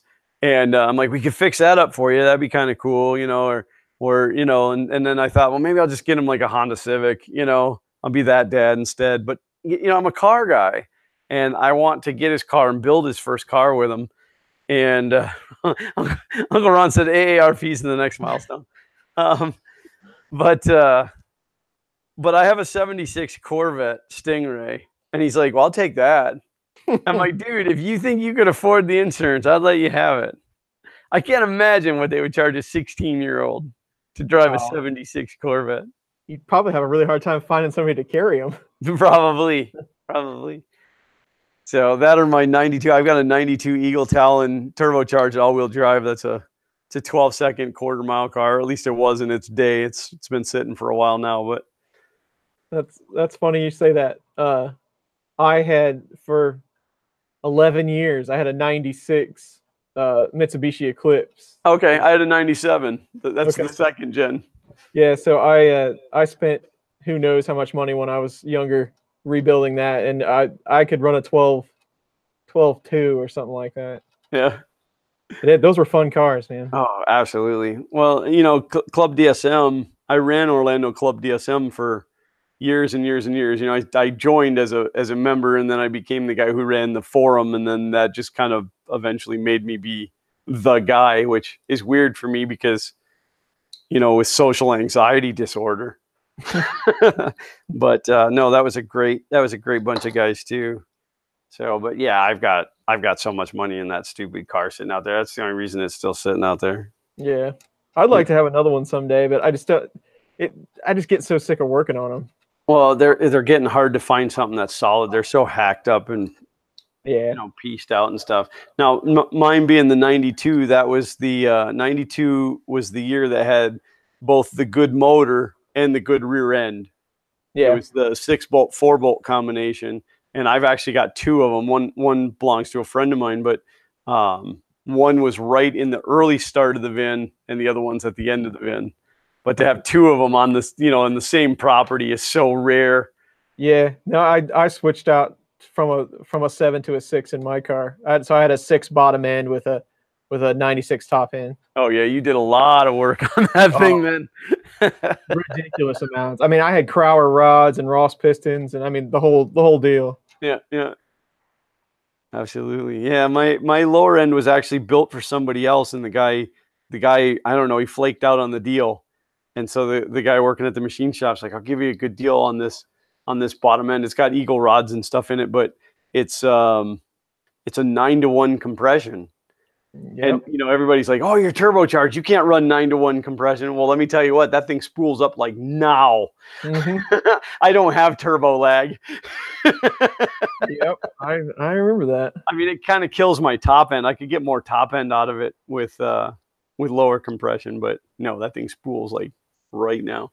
The biggest problem that it has though is it's got the synchronizers between first and second have crapped out. Yeah. In fact, both transmissions I have that same problem. So going down the track, I lose like a second and a half just shifting first to second because I have to let the RPMs come way down before I can shift into second and go again. Take off from the line, and the guy next to you, like you eat the guy off the line, and then all of a sudden you're like, and the guy goes by, and then you're like, yeah, fun car to drive. I always love seeing the look on people's face when you get them in the car and then just take off. And they roll into the back seat. Love it. Yeah. It's always fun when like you get the guy that gets in, you know, like put your seatbelt on. I don't wear a seatbelt. Okay. And then like 2 seconds later, like, let me put my seatbelt on. Yeah, my 97 was a non-turbo. Like I didn't know there was a turbo edition of that car when I bought it. Not that I would have been able to afford it at the time, but it had just come off of a lease, so it had like, you know, 35,000 miles on it, and it was beautiful. It was red, and it had the tan leather interior, and it was such a nice car. And to me, it was fast. I had only driven pickup trucks and stuff up to that point. And in fact, I went to that from driving a Chevy Dually with a 454 in it. But and that thing was a rocket ship. And then I rode in a turbo car, and I thought that's it. This car's got to go. I need a turbo car. Once you've had a turbo car, it's hard to go back. Oh yeah. And I drove all the way down to South Florida to buy this one sight unseen. Like I hooked up a car trailer, a U-Haul car trailer, to my dad's. I don't even remember what year it was, 90. early 90, might have been a 92 Chevy S10. So a U-Haul trailer, for those who don't know, weigh about 2,000 pounds empty. And then I drove down, halfway across the state and put a 4,000 pound car on that and towed it home with a V6 S10. White knuckled the whole way. It was a miserable trip, but those cars aren't all that light either. no, it's like 4,150 pounds because of the all-wheel drivetrain in it. Yeah. So in fact, I ended up stopping. The hitch itself was dragging on the ground on the truck, and so we stopped at a Walmart, and I unloaded the car, turned it around, and backed it onto the trailer to lighten the load on the tongue. So then I couldn't go over 45 miles an hour all the way home. So I had to take all back roads home. Wow. Yeah, it was worth it though. The problem that the car had, the kid had swapped out the interior. It had the red interior, and he swapped it out to the gray interior. And when he was plugging the dash back in, he plugged in the instrument cluster into the data port.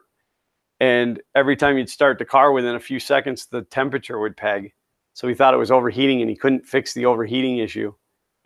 And that's all it was I ended up unplugging it and plugging it into the right spot. Like at first I did a radiator flush on it and burped it and all that, and still the same problem. And I started poking around, and then I found that it was, I went to plug my data logger into it. And I'm like, what is this cable in the data logger port? And I follow it back, and I'm like, no way. And I plug it in, and it was fine. Then the next big issue that it had was on a early DSM, the VIN number is attached to the dashboard, not the car. So when you take the red dashboard out and throw it in the dump, and you put in a gray one, the VIN number is different. So when I went to title the car, the cop came by to do VIN verification, and he goes, the VIN doesn't match. And I thought he was kidding. I'm like, you're funny. He goes, no, it doesn't. And I'm like, what?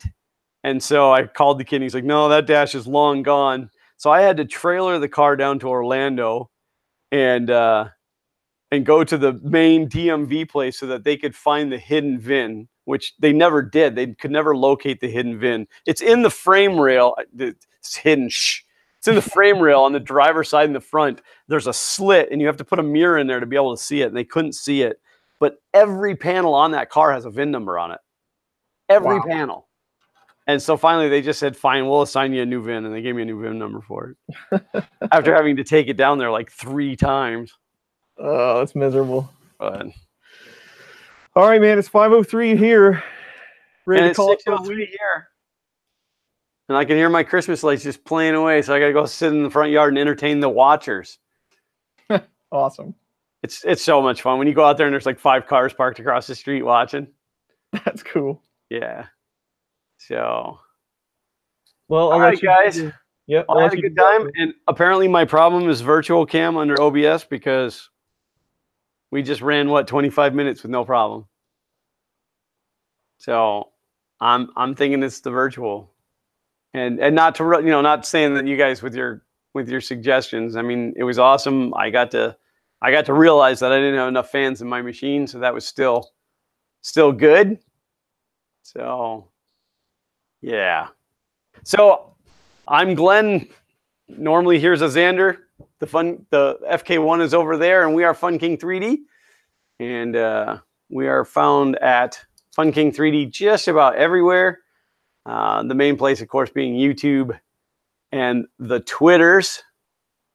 Poppy Ron says you're going to take a ride by for my lights. Absolutely do it. And if you do, stop, because I have something for you.